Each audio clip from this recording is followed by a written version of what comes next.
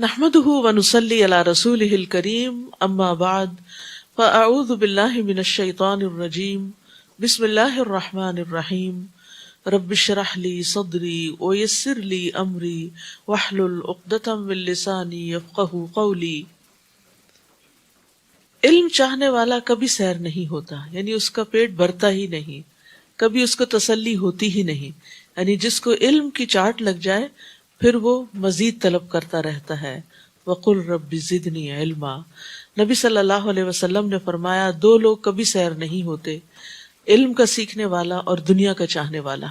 تو اب ہمیں یہ دیکھنا چاہیے کہ ہم ان دونوں میں سے کون ہیں، یعنی کیا ہماری خواہش علم حاصل کرنے کی زیادہ ہے، اس میں ہمیں زیادہ مزہ آتا ہے، اس کے لیے ہم محنت زیادہ کرتے ہیں، اس کے لیے اپنا مال لگاتے ہیں، اپنا وقت لگاتے ہیں، یا پھر صرف دنیا کا مال اکٹھا کرنے میں۔ علم جذب کرنے والوں کی ایک خوبصورت مثال دی گئی۔ ابو موسیٰ نبی صلی اللہ علیہ وسلم سے بیان کرتے ہیں کہ آپ صلی اللہ علیہ وسلم نے فرمایا، اللہ نے مجھے جو ہدایت اور علم دے کر بھیجا ہے اس کی مثال تیز بارش کی سی ہے جو زمین پر برسے۔ صاف اور عمدہ زمین تو پانی کو جذب کر لیتی ہے اور بہت سا گھاس اور سبزہ اگاتی ہے، جبکہ سخت زمین پانی کو روک لیتی ہے۔ پھر اللہ اس سے لوگوں کو فائدہ پہنچاتا ہے، لوگ خود بھی پیتے ہیں اور جانوروں کو بھی سیراب کرتے ہیں اور اس کے ذریعے کھیتی باڑی بھی کرتے ہیں۔ کچھ بارش ایسے حصے پر پڑی جو صاف اور چٹیل میدان تھا، وہ نہ تو پانی کو روکتا ہے نہ سبزہ اگاتا ہے۔ بس یہی مثال اس شخص کی ہے جس نے اللہ کے دین میں سمجھ حاصل کی اور جو علم دے کر اللہ نے مجھے مبعوث کیا ان سے اسے فائدہ ہوا، یعنی اس نے خود سیکھا اور دوسروں کو سکھایا۔ اور یہی اس شخص کی مثال ہے جس نے سر تک نہ اٹھایا اور اللہ کی ہدایت کو قبول نہ کیا جو میں دے کر بھیجا گیا ہوں۔ یعنی یا تو اس نرم زمین کی طرح بن جائیں جو پانی کو اپنے اندر جذب کر کے گھاس چارہ اگاتی ہے اور لوگوں کے لیے خوبصورتی کا باعث بھی بنتی ہے اور فائدے کا باعث ہوتی ہے، جو کچھ وہ اگاتی ہے اس سے لوگ فائدہ اٹھاتے، یا یہ کہ اس چٹیل میدان کی طرح کہ جو پانی کو روک لیتا ہے کہ لوگ انسان اور جانور اس سے پیتے ہیں، فائدہ اٹھاتے ہیں، اگرچہ وہ زمین خود زیادہ فائدہ نہیں اٹھاتی لیکن دوسروں کو فائدہ دینے والی بن جاتی۔ لیکن وہ زمین جس پہ پانی پڑے اور وہ بہہ ہی جائے، نہ وہ خود فائدہ اٹھائے نہ کسی اور کو دے، تو وہ زمین ناپسندیدہ ہے۔ تو ہمیں دیکھنا چاہیے کہ ہم ان میں سے کس جگہ پر فٹ بیٹھتے ہیں۔ کیا ہم خود بھی فائدہ اٹھا رہے ہیں اور دوسروں کو بھی پہنچا رہے ہیں، یا صرف سیکھ کے دوسروں کو ہی سکھاتے ہیں اور خود کچھ بھی عمل نہیں کرتے، یا یہ کہ نہ خود سیکھتے ہیں اور نہ کسی اور کو سکھاتے ہیں۔ تو اللہ سبحانہ وتعالی ہمیں سب سے زیادہ نفع مند بنا دے۔ 20واں پارہ۔ امن خلق السماوات والارض وانزل لكم من السماء ماء فانبتنا به حدائق ذات بهجة ما كان لكم ان تنبتوا شجرها اِلٰهٌ مع اللہ بل ہم قوم یعدلون۔ بھلا آسمانوں اور زمین کو کس نے پیدا کیا اور آسمان سے تمہارے لیے پانی برسایا جس سے ہم نے پربہار باغات اگائے جن کے درختوں کا اگانا تمہارے بس میں نہ تھا۔ کیا اللہ کے ساتھ کوئی دوسرا الہ بھی ہے جو ان کاموں میں اس کا شریک ہو؟ بلکہ یہ لوگ ہیں ہی ناانصافی کرنے والے۔ تو اللہ سبحانہ وتعالیٰ کائنات کی نشانیوں کے ذریعے اپنی الوہیت کو، اپنے الہ ہونے کو ثابت فرما رہے ہیں کہ اصل میں معبود وہی ہے، عبادت اسی کی ہونی چاہیے جس نے ان سب چیزوں کو پیدا کیا، جس نے آسمان اور زمین بنائے اور آسمانوں کی مخلوقات بنائی اور زمین پہ طرح طرح کی مخلوقات پیدا کی، پھر آسمان سے پانی برسایا، پھر اس کے ذریعے باغات اگائے جس میں طرح طرح کے پھل پھول ہیں۔ یہ سب کچھ تمہارے بس میں نہ تھا۔ کیا آسمان بنانا کسی کے بس میں ہے؟ کیا زمین بنانا کسی کی ہمت میں ہے؟ یا زمین پر یہ درخت اگانا اگر اللہ نہ اگانا چاہے؟ بہت دفعہ ایسا ہوتا ہے ہم لگاتے ہیں، سارے اسباب بھی مہیا ہوتے ہیں لیکن درخت بڑھتے نہیں، جل جاتے ہیں۔ تو وہی بڑھتے ہیں، وہی پھلتے پھولتے ہیں جن کو اللہ بڑھاتا ہے۔ تو یہ ساری چیزیں اس بات کی دلیل ہیں کہ صرف اللہ ہی خالق ہے، وہی مالک ہے، وہی رازق ہے، اس لیے وہی دراصل الہ ہے، وہی معبود ہے۔ الٰہ مع اللہ، کیا اللہ کے ساتھ کوئی اور بھی اس کام میں اس کا شریک ہے؟ نہیں، بلکہ یہ لوگ ناانصافی سے کام لے رہے ہیں کہ خالق تو وہ ہو اور رازق تو وہ ہو، اور پھر انسان اس کو چھوڑ کر دوسروں کی عبادت کرے، غیروں کی عبادت کرے. تو یہ الہ کا لفظ جو ہے یہ بار بار یہاں ریپیٹ ہوگا. الہ کا لفظ جو ہے یہ معبود کے معنوں میں آتا ہے. توحید کی ایک قسم توحید الوہیت ہوتی ہے، دوسری توحید ربوبیت، اور تیسری توحید اسماء و صفات. تو یہاں توحید الوہیت کو ثابت کیا جا رہا ہے، اور اس کا معنی ہوتا ہے اللہ کو یکتا معبود ماننا. وَاعْبُدُوا اللَّهَ وَلَا تُشْرِكُوا بِهِ شَيْئًا. اور اس بات کو اچھی طرح یاد رکھنا کہ اللہ کے سوا کوئی الہ نہیں. وَإِلَٰهُكُمْ إِلَٰهٌ وَاحِدٌ لَا إِلَٰهَ إِلَّا هُوَ الرَّحْمَٰنُ الرَّحِيمُ. تمہارا الہ ایک ہی الہ ہے، اس کے سوا کوئی الہ نہیں، وہ نہایت مہربان بڑا رحم کرنے والا ہے. تو جو خالق ہے وہی دراصل عبادت کا مستحق ہے. مشرکین مکہ اللہ کو خالق تو مانتے تھے، لیکن اللہ کے الہ ہونے میں شرک کرتے تھے، یعنی اوروں کو بھی اپنی عبادت میں شریک کرتے، ان کے نام کی نظر و نیاز چڑھاتے اور ان کے آگے سجدے کرتے اور ان سے دعائیں کرتے. تو اسی لیے رسول اللہ صلی اللہ علیہ وسلم نے آ کر سب سے پہلے اس بنیادی خرابی کو دور کیا کہ جب انسان کا یہ عقیدہ درست ہو جاتا ہے کہ میرا پیدا کرنے والا ایک اللہ ہے، تو پھر اس کی ساری توجہات اس کی طرف ہوتی ہیں، پھر اسی کی وہ بات مانتا ہے، اسی کی خاطر وہ زمین پہ چلتا پھرتا ہے اور جیتا ہے. تو اس لیے جب تک انسان کا عقیدہ درست نہ ہو، توحید انسان کے اندر راسخ نہ ہو، اس وقت تک اس کا اخلاق، اس کی عبادات، اس کے معاملات اور اس کا باقی طرز زندگی درست نہیں ہو سکتا. تو یہ وہ بنیادی بیج ہے جس پر اسلام کے درخت کی خوبصورتی کا انحصار ہے. تمام انبیاء کی بنیادی دعوت یہی رہی ہے، اور نبی صلی اللہ علیہ وسلم کی بنیادی دعوت بھی یہی تھی. اور ہم جب دین کی تعلیم دیں، تبلیغ کریں، تو لوگوں کے اندر سب سے پہلے اسی الوہیت کو کے سبق کو پکا کریں کہ سچے دل سے اللہ کو اپنا الہ مانے، کیونکہ اسی کی وجہ سے انسان آخرت میں نجات پائے گا. اور اگر اللہ کے سوا دوسروں کی طرف وہ متوجہ ہوتا ہے تو یہ چیز انسان کے اندر بے چینی بھی پیدا کرتی ہے، اور آخرت میں اس کا انجام بھی بھیانک ہوگا. امن جعل الارض قرارا وجعل خلالها انہارا وجعل لها رواسي وجعل بين البحرين حاجزا اإلہ مع اللہ بل اکثرهم لا يعلمون. بھلا کس نے زمین کو جائے قرار بنایا؟ اور اب تو ہم جانتے ہیں کہ زمین ہر دم حرکت کر رہی ہے، اور دوہری حرکت کر رہی ہے اور مسلسل خلا میں فلوٹ کر رہی ہے. اس کے باوجود ہم اس پہ چین سے بیٹھتے ہیں، سوتے ہیں، کھاتے ہیں، پیتے ہیں. اور اس کے اندر نہریں بنا دی، اور اس کے لیے پہاڑ بنائے تاکہ ہچکولے نہ کھائے، اور دو سمندروں کے درمیان ایک پردہ حد فاصل بنا دیا، یعنی دو طرح کے رنگ، دو طرح کے ذائقے، دو طرح کے ٹھنڈا گرم، یہ ساتھ ساتھ پانی چلے جا رہے ہوتے ہیں. تو ان دو کے بیچ میں پردہ کس نے حائل کر رکھا ہے؟ کیا اللہ کے ساتھ کوئی اور الہ ہے، یعنی جس نے یہ کام کیا ہو؟ بلکہ ان میں سے اکثر لوگ علم نہیں رکھتے. امن یجیب المضطر اذا دعاہ ویکشف السوء. بھلا کون ہے جو لاچار کی فریاد رسی کرتا ہے جب وہ اسے پکارتا ہے اور اس کی تکلیف کو دور کر دیتا ہے؟ اور کون ہے جو تمہیں زمین کے جانشین بناتا ہے؟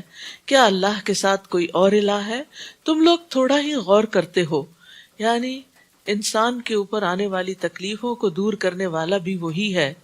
اور اسی طرح زمین پر اس نے تمہیں باری باری پیدا کیا. سوچیں اگر آدم علیہ السلام بھی اب زندہ ہوتے اور ہمارے بعد کی ساری جنریشن بھی اکٹھی ایک وقت میں زمین پر ہوتی تو پھر حال کیا ہوتا. ابھی ہم آبادی کے مسئلے سے نہیں نبٹ پا رہے، اور عموماً لوگ پریشان ہوتے ہیں کہ وسائل تو خیر اللہ پیدا کرتا ہے، لیکن انسانوں کے انتظامات فیل ہو جاتے ہیں، سڑکیں کم پڑ جاتی ہیں، آبادیاں اور گھر اور باقی چیزیں کم پڑ جاتی ہیں.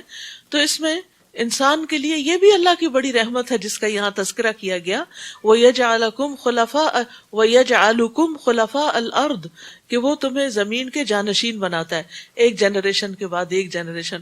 اور یہ ٹرانزیشن اتنی سموتھ ہوتی ہے، اتنی غیر محسوس طریقے سے ہوتی ہے کہ ایک کی جگہ ایک ریپلیس ہوتا چلا جاتا ہے اور انسان کو پتہ بھی نہیں چلتا. اور پھر خاص طور پر یہاں پر جو بے قرار کی دعا سننے کی بات ہے، تو اس سے پتہ چلتا ہے کہ اخلاص سے تڑپنے پر دعا قبول ہو جاتی، خواہ وہ کوئی نان مسلم ہی کیوں نہ کرے۔ تو اگر ہم چاہتے ہیں ہماری دعائیں قبول ہوں تو تڑپ کر دعا کیا کریں۔ یعنی اللہ سبحانہ تعالیٰ نے یہاں ایک طرح سے ضمانت دی ہے اور ایک خبر دی ہے کہ اگر لاچار اسے پکارے گا تو وہ اس کی پکار کو قبول کرے گا۔ یعنی جب انسان اخلاص آتا ہے نا، انسان کے اندر تڑپ آتی ہے، تو انسان سب سے کٹ جاتا ہے، سارے شریک بھول جاتے ہیں، صرف ایک اللہ کی یاد باقی رہتی ہے، اور پھر انسان اسی کی پناہ چاہتا ہے، اسی کی مدد چاہتا ہے۔ تو اس سے پتہ چلتا ہے کہ اخلاص جو ہے وہ بہت ہی ویلیوبل اور بہت میزان میں بھاری چیز ہے، اور یہ اخلاص کسی کی بھی طرف سے ہو اللہ تعالیٰ کو بہت پسند ہے، کوئی اللہ تعالیٰ کا اطاعت گزار ہو یا نافرمان ہو۔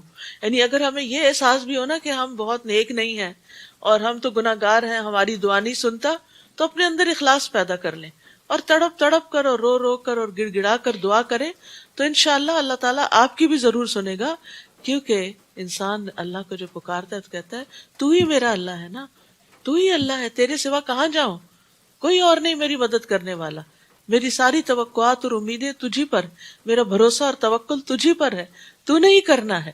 تو پھر جب ہم کہتے ہیں نا تو نہیں کرنا ہے، یہی اخلاص ہے کہ ہم سب سے کٹ جاتے ہیں اور صرف ایک اللہ سے مانگ رہے ہوتے ہیں۔ بھلا کون ہے جو تمہیں خشکی اور سمندر کی تاریکیوں میں راہ دکھاتا ہے اور اپنی رحمت سے بیشتر ہواؤں کو بشارت کے طور پر بھیجتا ہے؟ کیا اللہ کے ساتھ کوئی اور الہ بھی ہے؟ اللہ اس شرک سے بہت بلند ہے جو یہ لوگ کرتے ہیں۔ بھلا کون ہے جو خلقت کی ابتدا کرتا ہے پھر اس کا اعادہ کرے گا؟ اور کون ہے جو تمہیں آسمان اور زمین سے رزق دیتا ہے؟ کیا اللہ کے ساتھ کوئی اور الہ ہے؟ آپ ان سے کہیے اگر تم سچے ہو تو اپنی کوئی دلیل لے کر آؤ، یعنی اگر تم غیر اللہ کی طرف رغبت کرتے ہو اور ان کی طرف مائل ہوتے ہو تو پھر کوئی دلیل لاؤ کہ واقعی انہوں نے بھی کوئی کارنامہ کیا ہے اور انہوں نے بھی کچھ پیدا کیا ہے۔ اور یہاں انڈائریکٹلی اس بات کو بھی یاد دہانی کرا دی گئی کہ جس نے پہلی بار پیدا کیا وہ پھر بھی کرے گا اور تمہارا حساب بھی لے گا۔ آپ ان سے کہیے اللہ کے سوا آسمانوں اور زمین کی پوشیدہ چیزوں کو کوئی بھی نہیں جانتا، وہ تو یہ بھی نہیں جانتے کہ انہیں کب اٹھایا جائے گا، یعنی اللہ کے سوا تو کسی کو یہ بھی نہیں پتا کہ مرنے کے بعد دوبارہ کب زندہ ہوں گے، بلکہ آخرت کے بارے میں ان کے علم نے گھٹنے ٹیک دیے ہیں، بلکہ یہ اس کی نسبت شک میں ہے، بلکہ یہ اس سے اندھے ہو چکے ہیں۔ تو اس سے یہ پتہ چلتا ہے کہ آخرت کا علم، قیامت آنے کا علم صرف اور صرف اللہ کے پاس ہے، انبیاء اور فرشتوں کو بھی قیامت کا علم نہیں۔ تو یہ پوچھنے کی بجائے کہ قیامت کب آئے گی، یہ سوچنا چاہیے کہ جب آئے گی تو پھر کیا ہوگا، تو مجھے اس کی تیاری کیسے کرنی چاہیے۔ ایک شخص نے نبی صلی اللہ علیہ وسلم سے قیامت کے متعلق سوال کیا۔ اس نے پوچھا کہ قیامت کب آئے گی؟ آپ نے فرمایا کیا تم نے اس کی تیاری کر لی ہے؟ اس نے کہا کچھ بھی نہیں مگر یہ کہ میں اللہ اور اس کے رسول سے محبت کرتا ہوں۔ تو آپ نے فرمایا تم قیامت کے دن اسی کے ساتھ ہوگے جس سے تم محبت کرتے ہو۔ تو ہمیں اپنے دلوں کا جائزہ لینا چاہیے کہ ہمارے دلوں میں اللہ اور اس کے رسول کی محبت کتنی ہے۔ انس کہتے ہیں ہم اس بات سے اتنا خوش ہوئے کہ اتنا کسی اور بات سے نہیں، کہ نبی صلی اللہ علیہ وسلم نے یہ فرما دیا کہ تم اس کے ساتھ ہو کہ جس سے تم محبت کرتے ہو۔ تو ہم نبی صلی اللہ علیہ وسلم سے محبت کرتے ہیں، اور انس کہتے ہیں کہ میں نبی صلی اللہ علیہ وسلم، ابو بکر اور عمر سے محبت رکھتا ہوں، مجھے امید ہے کہ میں اپنی اس محبت کی وجہ سے انہی کے ساتھ ہوں گا اگرچہ میرے عمل ان جیسے نہیں۔ اصل میں انسان جس سے محبت کرتا ہے نا اس کو اپنا آئیڈیل بنا لیتا ہے اور پھر اس جیسا لاشعوری طور پر بننے کی کوشش کرتا ہے، یعنی قدرتی طور پر۔ مثلا آپ کو کسی کی قرات پسند ہے تو آپ انکانشیسلی اس کی قرات کی کاپی کرنے لگتے ہیں، یعنی اس جیسا پھر بننے کی کوشش کرتے ہیں۔ اور کافر یہ پوچھتے ہیں کہ جب ہم اور ہمارے آباء و اجداد مٹی بن جائیں گے تو کیا پھر قبروں سے نکالے جائیں گے؟ یعنی وہ آخرت پر ایمان نہیں رکھتے، دوبارہ پیدا ہونا انہیں ایک مشکل کام نظر آتا ہے۔ یہ بات تو ہمیں اور اس سے پیشتر ہمارے آباء و اجداد کو بھی کہی جاتی رہی ہے، یہ تو بس پہلے لوگوں کے افسانے ہیں، یعنی اس بات میں انہیں شک تھا۔ آپ ان سے کہیے ذرا زمین میں چل پھر کر تو دیکھو کہ مجرموں کا انجام کیسا ہوا تھا۔ اے نبی آپ ان کے حال پر غمزدہ نہ ہو اور نہ ہی ان کی چالوں سے دل میں تنگی محسوس کریں۔ کافر یہ کہتے ہیں اگر تم سچے ہو تو یہ وعدہ عذاب کب پورا ہوگا؟ قل عسى ان يكون ردف لكم بعض الذي تستعجلون، آپ ان سے کہیے کیا عجب ہے کہ جس عذاب کے جلد آنے کا تم مطالبہ کر رہے ہو اس کا ایک حصہ تمہارے قریب ہی آ لگا ہو۔ آپ کا رب تو لوگوں پر بڑا فضل والا ہے لیکن اکثر لوگ شکر ادا نہیں کرتے، اور بلا شبہ تمہارا رب خوب جانتا ہے جو ان کے سینے چھپاتے ہیں اور جو کچھ وہ ظاہر کرتے ہیں، اور زمین و آسمان کی کوئی پوشیدہ چیز ایسی نہیں جو کتاب مبین یعنی لوح محفوظ میں لکھی ہوئی نہ ہو۔ اور لوح محفوظ میں لکھے ہونے کا مطلب کیا ہے کہ اللہ سبحانہ وتعالیٰ نے ہر چیز کا ریکارڈ رکھا ہے، ریکارڈ کر رکھا ہے، یعنی ہر چیز کا حساب رکھا ہوا ہے۔ حساب کیوں رکھتے ہیں؟ یعنی آپ دو طرح کا معاملہ کرتے ہیں نا، ایک حساب کو آپ لکھ لکھ کے رکھتے ہیں اور ایک حساب کو آپ چھوڑ دیتے ہیں۔ کس کو لکھ کے رکھتے ہیں؟ جس کو فالو اپ کرنا ہو۔ تو سب کچھ جو لکھا ہوا ہے اس کا مطلب یہ ہے کہ ان سب چیزوں کا دوبارہ اٹھا کے بندوں کا حساب ہونا ہے، اور پھر وہ کتاب حق کے ساتھ گواہی بھی دے گی۔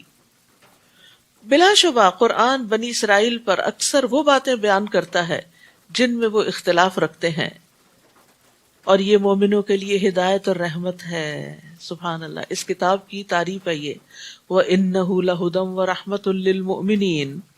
اب یہاں پر مومنین کے لیے کیوں ہدایت ہے اور مومنوں کے لیے کیوں رحمت ہے؟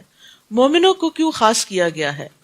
اس لیے کہ اس کی ہدایت سے اور رحمت سے مومن ہی فائدہ اٹھاتے ہیں، ورنہ یہ کتاب تو سارے جہان والوں کے لیے آئی ہے، تو جو اس پر ایمان نہیں رکھتا وہ اس سے ہدایت بھی حاصل نہیں کرتا۔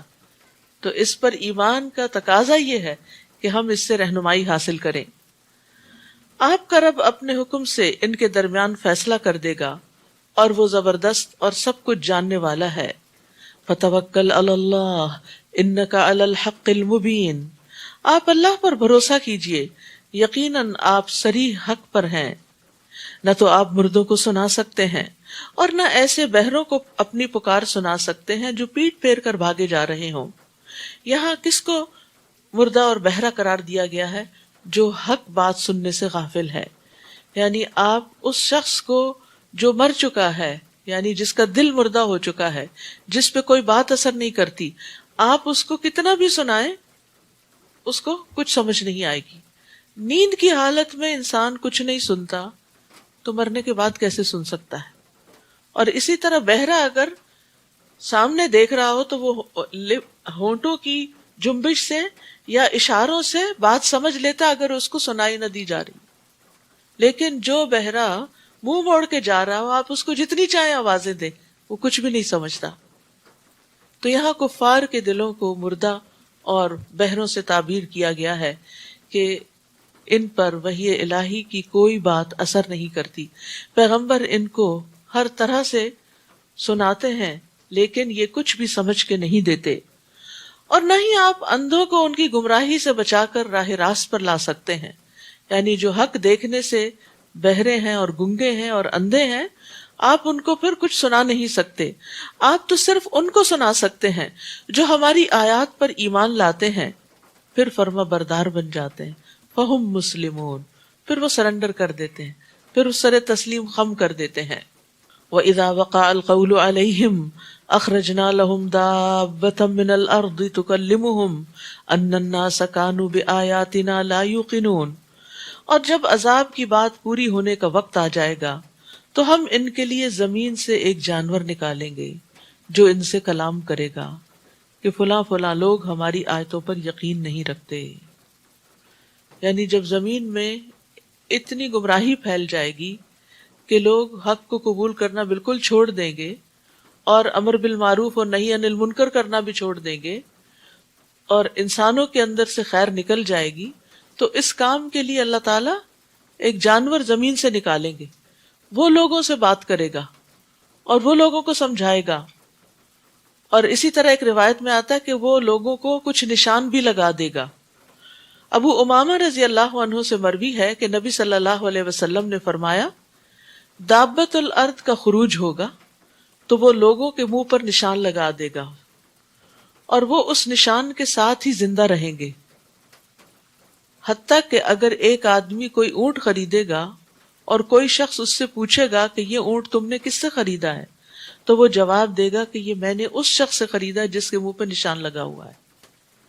تو یہ بھی یعنی جو لوگ یعنی مخصوص قسم کے لوگ، ہو سکتا ہے یہ وہ لوگ ہوں کہ جو اللہ کی اطاعت نہ کرنے والے ہوں، تو ان کے اوپر ایک نشان بھی لگا دے گا اور پھر لوگ انہیں ان کے اس نشان سے پہچانیں گے۔ تو یہ بھی احادیث سے اس کی بہت تفصیلات ملتی ہیں کہ یہ قیامت کی نشانیوں میں سے ایک نشانی ہے کہ اللہ تعالیٰ بندوں پر ایک حجت تمام کرے گا۔ اور جس دن ہم ہر امت سے ایسے لوگوں کی ایک فوج اکٹھی کریں گے جو ہماری آیات کو جھٹلاتی تھی، پھر ان کی گروہ بندی کی جائے گی، یعنی ایک جیسے لوگ اکٹھے کر دیے جائیں گے، یہاں تک کہ جب وہ سب آ جائیں گے تو اللہ ان سے پوچھے گا تم نے میری آیات کو جھٹلا دیا حالانکہ علمی لحاظ سے تم نے ان کا احاطہ نہیں کیا تھا، اگر یہ بات نہیں تو پھر تم کیا کرتے رہے۔ یعنی آج بھی آپ دیکھیں کہ بہت سے لوگ جو کہتے بھی ہیں کہ ہم مسلمان ہیں، لیکن وہ قرآن کی کچھ آیتوں کے اوپر اعتراض کرتے رہتے ہیں اور ان کی حکمت نہیں جانتے، مصلحت نہیں جانتے۔ اور ایسا کیوں ہوتا ہے؟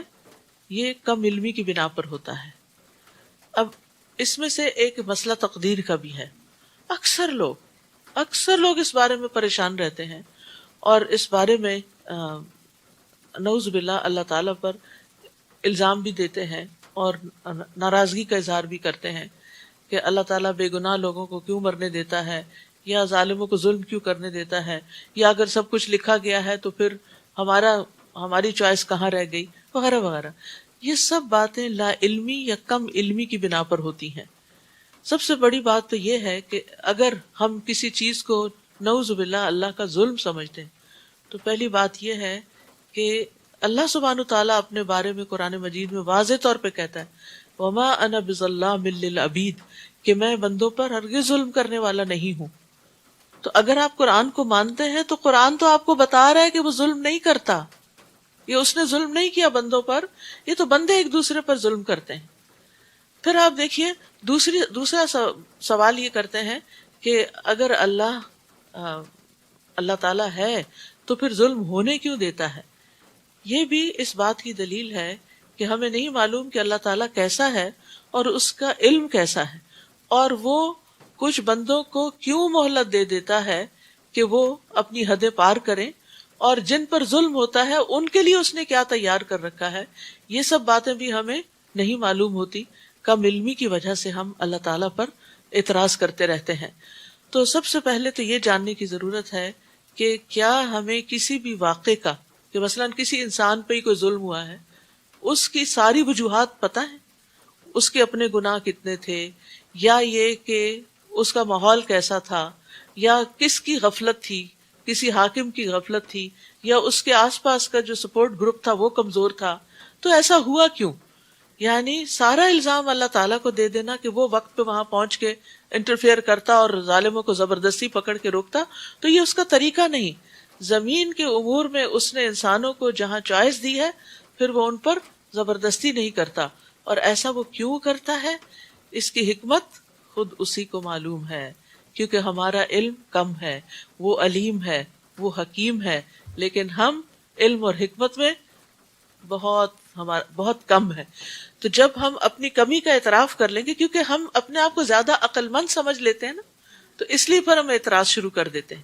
جب ہم اپنی کم علمی کا اعتراف کریں گے تو پھر سبحانک لا علم لنا الا ما علمتنا، تو بہت سے مسئلوں کا حل مل جائے گا، اور ان کے ظلم کی وجہ سے ان پر عذاب کی بات پوری ہو جائے گی تو وہ بول بھی نہ سکیں گے۔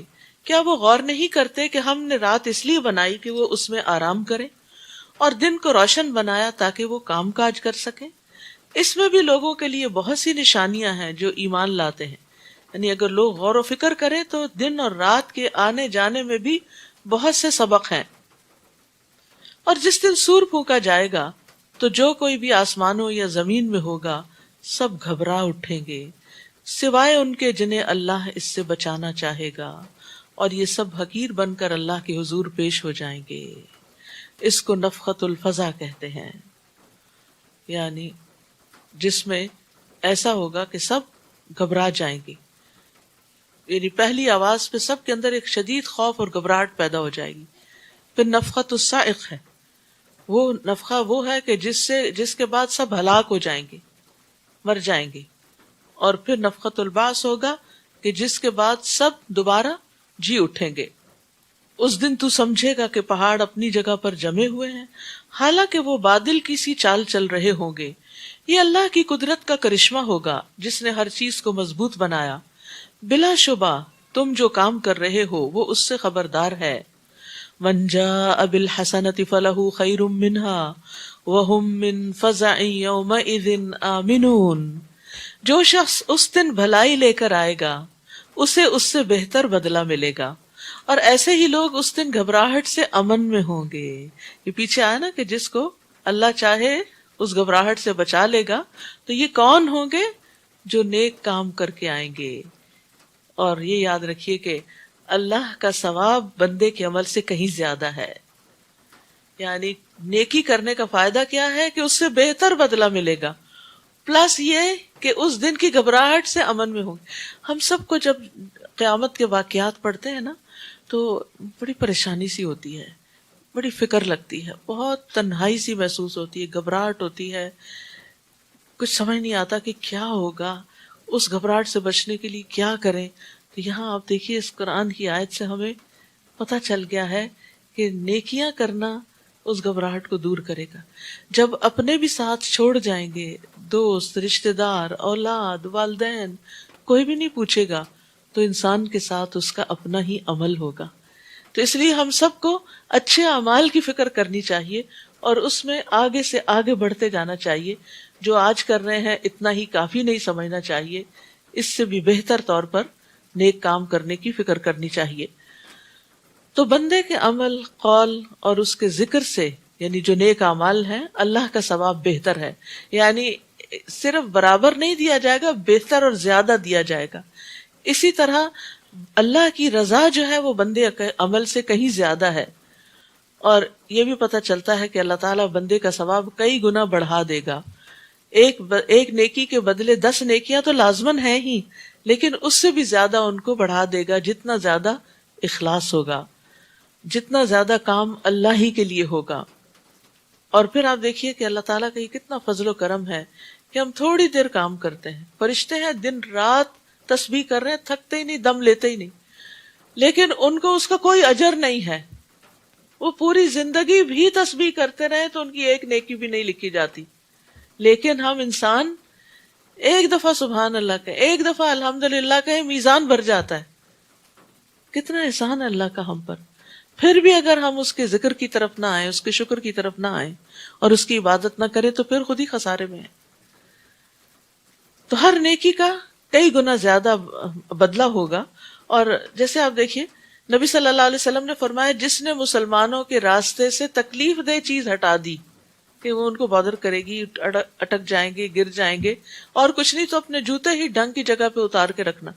کیونکہ بعض لوگ جو دیر سے آتے ہیں غلط جگہ پار کرتے ہیں، غلط جگہ جوتے اتار کے اندر آ جاتے ہیں، اور کوئی جو جلدی سے بعد میں آتا ہے انہیں جوتوں سے لگ کے گر جاتا ہے. تو جس نے مسلمانوں کے راستے سے تکلیف دہ چیز ہٹائی اللہ اس کے لیے ایک نیکی لکھے گا، اور جس کے لیے اللہ نیکی لکھ دیتا ہے اس کی وجہ سے جنت میں داخل کرتا ہے. تو ہمیں نہیں پتا کہ ہماری کون سی نیکی جس کو ہم نے بس ایسے ہی عادتاً بس جلدی سے کر دیا وہی ہمارے جنت میں داخلے کا سبب بن جائے. کیونکہ بہت سے جو نیک کام کر کے ہمارے اندر ایک دماغ میں خلل آ جاتا ہے نا کہ اب ہم بہت کچھ کر رہے ہیں یا ہم نیک ہو چکے ہیں، تو ہو سکتا ہے وہ اللہ کو اتنے پسند ہی نہ آئے، اور وہ پسند آ جائے کہ جو ہم جس میں ذرا بھی ریاکاری نہ ہو، جس میں ذرا بھی دکھاوا نہ ہو. تو اس لیے لا تحتقرن من المعروف شیئا ولو ان تلقى اخاك بوجه طلق، کہ نیکی کے کسی چھوٹے سے کام کو بھی حقیر نہ سمجھو، خواہ وہ تمہارا اپنے بھائی کو مسکرا کے پیش آنا ہی کیوں نہ ہو. کہ آپ کسی سے سلام لے رہے ہیں، کسی سے بات کر رہے ہیں تو اچھے سے بات کریں، خوشی سے، خوش اخلاقی سے. تو یہ چیز بھی انسان کے درجات کو بلند کرنے والی ہے. وَمَنْ جَاءَ بِالسَّيِّئَةِ فَكُبَّتْ وُجُوهُهُمْ فِي النَّارِ، اور جو برائی لے کر آئے گا تو ایسے لوگ اوندھے منہ جہنم میں پھینک دیے جائیں گے، اور کہا جائے گا تمہیں اتنا ہی بدلہ ملے گا جو تم کام کرتے رہے ہو. یعنی صرف ایک برائی کے بدلے میں ایک برائی، پھر بھی اگر کسی کا برائیوں کا پلڑا بھاری ہو گیا تو پھر وہ خسارے میں ہی ہے۔ اے نبی کہہ دیجئے مجھے تو یہی حکم ہوا ہے کہ میں اس شہر مکہ کے مالک کی یعنی شہر مکہ کے مالک حقیقی کی اطاعت کروں، جس نے اسے احترام بخشا اور جو ہر چیز کا مالک ہے، اور مجھے حکم دیا گیا ہے کہ میں فرما بردار بن کر رہوں، مسلم بن کر رہوں، اور یہ کہ قرآن پڑھ کر سناؤں۔ اب جو شخص راہ راست پر آتا ہے تو وہ اپنے ہی فائدے کے لیے آتا ہے، اور جو گمراہ ہوا تو اس سے آپ کہہ دیجئے کہ میں تو صرف ایک ڈرانے والا ہوں۔ تو ایک معنی تو یہ ہے کہ نبی صلی اللہ علیہ وسلم سے کہا جا رہا ہے، حکم دیا جا رہا ہے کہ آپ لوگوں کو قرآن پڑھ کر سنائیں، اتلو القرآن، یعنی قرآن ریڈنگ کی چیز بھی ہے لیکن پڑھ کے سنانے کی بھی ہے، کیونکہ سن کے جو باتیں سمجھ میں آتی ہیں بعض اوقات صرف ریڈنگ سے نہیں آتی۔ آپ نے غور کیا ہوگا کہ آپ روز کی اپنی تلاوت کرتے ہیں اور رات کو امام کے پیچھے بھی سنتے ہیں، تو جو امام کے پیچھے سنتے ہیں وہ زیادہ دل پہ اثر کرتا ہے، زیادہ غور و فکر اس میں ہوتا ہے بنسبت اس کے کہ جو آپ خود سے تلاوت کر رہے ہوتے ہیں۔ پھر اسی طرح اس کا ایک معنی یہ بھی کیا گیا ہے کہ میں قرآن کو مسلسل پڑھتا رہوں، یعنی میں لوگوں کو اس کی طرف بار بار دعوت دے کر اور اس کی طرف بار بار رہنمائی کرنے کے طریقے سے قرآن کو ہمیشہ پڑھ کر سناتا رہوں، کیونکہ یہی بھلائی کے راستے کی طرف رہنمائی کرنے کے لیے کافی ہے۔ اور مسلسل پڑھنے میں یہ بھی معنی آتا ہے کہ ہمیشہ پڑھتا رہوں کہ اس میں چھپے ہوئے کئی گنا عمدہ حقائق تھوڑے تھوڑے کر کے میرے لیے کھل کے سامنے آ جائیں۔ یعنی یہ یاد رکھیے، ایک دفعہ پڑھنے سے قرآن پورا سمجھ میں نہیں آتا، اس کو بار بار پڑھنے کی ضرورت ہوتی ہے۔ اتلو القرآن میں یہ معنی بھی پایا جاتا ہے کہ اس کو مسلسل بار بار پڑھتا رہوں، رمضان میں بھی پڑھوں، رمضان کے بعد بھی پڑھوں، اور ہر رمضان یہ تو اپنے ساتھ باندھ ہی لینا چاہیے کہ ایک دفعہ کم از کم ضرور پورے قرآن سے سمجھ کے گزرو، تازہ ہو جاتا ہے۔ تو کئی نئی باتیں سمجھ میں آتی ہیں جو اس سے پہلے ہم نے یا تو پڑھ رکھی ہوتی یا نہیں بھی پڑھ رکھی ہوتی، یاد ہی نہیں ہوتی، بالکل دل سے اتری بھی ہوتی، اور پھر ایک دم جیسے بہار آتی نا، آج کل آپ دیکھ رہے ہیں آس پاس کتنی خوبصورتی پھیلتی چلی جا رہی ہے، تو اسی طرح رمضان بھی نیکیوں کا موسم بہار ہے، اور یہ بہار اپنے جوبن پہ پہنچتی ہے جب انسان قرآن سے تعلق قائم کرتا ہے، اور وہ بھی سمجھ کے جب اس کو پڑھتا یا سنتا ہے۔ وَقُلِ الْحَمْدُ لِلَّهِ، نیز کہہ دیجئے کہ سب تعریف اللہ کے لیے ہے، وہ ان قریب تمہیں اپنی ایسی نشانیاں دکھائے گا جنہیں تم پہچان لوگے، اور جو کچھ تم کر رہے ہو اس سے آپ کا رب بے خبر نہیں۔ سورۃ القصص، بسم اللہ الرحمن الرحیم، طاسیم، تلک آیات الکتاب المبین، طاسیم، یہ واضح کتاب یعنی قرآن کی آیات ہیں۔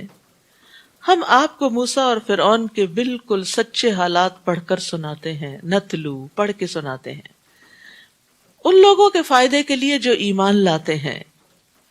فرعون نے ملک مصر میں سرکشی اختیار کر رکھی تھی اور اپنی رعیت کو کئی گروہ بنا دیا تھا، اور ان میں سے ایک گروہ بنی اسرائیل کو بہت کمزور بنا رکھا تھا، یعنی ایک گروہ جو بنی اسرائیل کا تھا اس کو بہت ہی کمزور کر رکھا تھا۔ وہ اس گروہ کے لڑکوں کو تو قتل کر دیتا مگر لڑکیوں کو زندہ رہنے دیتا، بلا شبہ وہ معاشرے میں بگاڑ پیدا کرنے والوں میں سے تھا۔ یعنی جو لیڈر یہ کام کرتے ہیں وہ دراصل زمین پر فساد کرتے ہیں، جن کے یہ ٹریٹس ہوتے ہیں جو فرعون کے تھے۔ سورۃ القصص جو ہے، اس میں موسیٰ علیہ السلام کا قصہ بہت تفصیل سے بیان ہوا ہے، کس پس منظر میں موسیٰ علیہ السلام آئے، ان کی پیدائش کا واقعہ، پیدائش کے فوراً بعد پیش آنے والے حالات، اور پھر اس کے بعد ان کی جوانی کیسے گزری، اور پھر شادی کیسے ہوئی، اور پھر اس کے بعد یہ کہ واپس کس طرح آئے اور بنی اسرائیل کو آزاد کرایا۔ گویا پورا موسیٰ علیہ السلام کی پوری لائف جو ہے وہ اس صورت سے واضح ہو جاتی ہے۔ تو یہاں پر ہم دیکھتے ہیں کہ فرعون نے ملک کے اندر تفرقہ بازی کا بازار گرم کر رکھا تھا، اور اس سے مقصد کیا تھا کہ لوگ آپس میں لڑتے رہیں تاکہ وہ ان پہ حکومت کرتا رہے، جسے کہتے ہیں نا ڈیوائیڈ اینڈ رول، کہ آپ لوگوں کو آپس میں گتھم گتھا ہونے دیں اور آپ ان کے اوپر مسلط ہوئے رہیں، ان کو یہ توجہ ہی نہ ہو کہ ہمارا حاکم ہمارے ساتھ کیا کر رہا ہے۔ اور موسیٰ علیہ السلام ان حالات میں پیدا ہوئے کہ جب بنی اسرائیل بہت کمزور تھے، اتنے کمزور کہ فرعون نے کہا جاتا ہے کہ خواب دیکھا تھا جس میں اس نے دیکھا کہ بنی اسرائیل کا ایک بچہ بڑے ہو کر اس کو ختم کر دے گا، اس کی حکومت ختم کر دے گا، اس کو مار ڈالے گا۔ تو اس بنا پر اس نے بنی اسرائیل کے بچوں کا یعنی لڑکوں کا قتل عام شروع کر دیا۔ پھر کچھ عرصے بعد احساس ہوا کہ اگر ہم اسی طرح ان کو قتل کرتے رہے تو ہماری خدمت کون کرے گا، کیونکہ بنی اسرائیل ہی سے تو سارے کام کروائے جا رہے تھے۔ تو انہوں نے پھر یہ طے کیا کہ 1 سال پیدا ہونے والے بچوں کو ہم زندہ چھوڑ دیں گے اور 1 سال پیدا ہونے والوں کو مار دیں گے۔ تو جس سال ہارون علیہ السلام پیدا ہوئے وہ سال وہ تھا کہ جب بچے نہیں قتل کیے جا رہے تھے، اور جس سال موسیٰ علیہ السلام پیدا ہوئے اس میں بچوں کو قتل کیا جا رہا تھا۔ تو اللہ تعالیٰ نے ان کی حفاظت کے لیے پھر کیا طریقہ اختیار کیا، آگے اس کی تفصیلات آئیں گی۔ اور ہم یہ چاہتے تھے کہ جس گروہ کو اس ملک میں کمزور بنایا گیا ہے اس پر احسان کریں اور انہیں امام بنا دیں اور اس ملک کے وارث بنائیں اور انہیں اس ملک میں اقتدار بخشیں، اور فرعون اور حامان اور ان کے لشکروں کو وہی کچھ دکھا دیں جس کا انہیں بنی اسرائیل سے خطرہ تھا۔ تو اس کے لیے اللہ تعالیٰ نے ایک تدبیر کی۔ وہ تدبیر کیا تھی؟ ہم نے موسیٰ کی والدہ کی طرف الہام کیا۔ الہام کہتے ہیں خفیہ اشارہ۔ ہو سکتا ہے کہ فرشتہ نظر آیا اور ہو سکتا ہے کہ دل میں بات ڈالی گئی ہو کہ اس بچے موسیٰ کو دودھ پلاتی رہو، پھر جب تجھے اس کے قتل کا خطرہ ہو تو اسے دریا میں ڈال دینا، اور کچھ خوف نہ رکھنا اور نہ غم کھانا۔ یعنی ماں کے لیے نومولود بچہ بہت ہی پیارا ہوتا ہے، بڑی بچے بھی پیارے ہوتے ہیں، لیکن جو بچہ چھوٹا ہوتا ہے نا، ابھی جو معصوم ہوتا ہے، اللہ تعالیٰ اس کی محبت اور زیادہ دل میں ڈال دیتا ہے۔ اور موسیٰ علیہ السلام کے اوپر تو اللہ نے ویسے ہی بڑی محبت ڈال دی تھی، وَأَلْقَيْتُ عَلَيْكَ مَحَبَّةً مِّنِّي، اللہ نے خاص محبت ڈالی تھی ان کے لیے لوگوں کے دلوں میں کہ جو ان کو دیکھتا تھا ان سے محبت کرنے لگتا تھا۔ تو بہرحال اللہ سبحانہ وتعالیٰ موسیٰ علیہ السلام کی والدہ کو تسلی دے رہے ہیں کہ غم نہیں کھانا، سب ٹھیک رہے گا، ٹھیک ہو جائے گا، ہم اس بچے کو تیری طرف ہی لوٹا دیں گے اور اسے اپنا رسول بنا دیں گے۔ وعدہ ہو رہا ہے، اور آگے ہم قصے میں دیکھیں گے کہ اللہ تعالیٰ نے اپنے وعدے پورے کیے۔ یہاں پر خاص طور پر اللہ تعالیٰ نے موسیٰ علیہ السلام کی والدہ کو حکم دیا کہ وہ دودھ پلاتی رہے، ان ارضعیہ، یعنی تاکہ موسیٰ علیہ السلام جتنے دن ماں کے پاس ہوں وہ صحت مند بچے کے طور پر پلیں، ان کی جسمانی بناوٹ میں مضبوط ہو جائے، کیونکہ چھوٹی عمر میں اور ڈے 1 سے اور پہلی خوراک کے طور پر بھی اگر ماں کا دودھ بچے کو دیا جاتا ہے تو اس بچے کا امیون سسٹم اور باقی اس کی جو گروتھ ہے وہ زیادہ اسٹرانگ ہوتی ہے، بیماریوں سے بچا رہتا ہے۔ تو یہاں خاص طور پر اس بات کی تلقین کی گئی، ورنہ یہ بھی اس کو اگنور بھی کیا جا سکتا تھا۔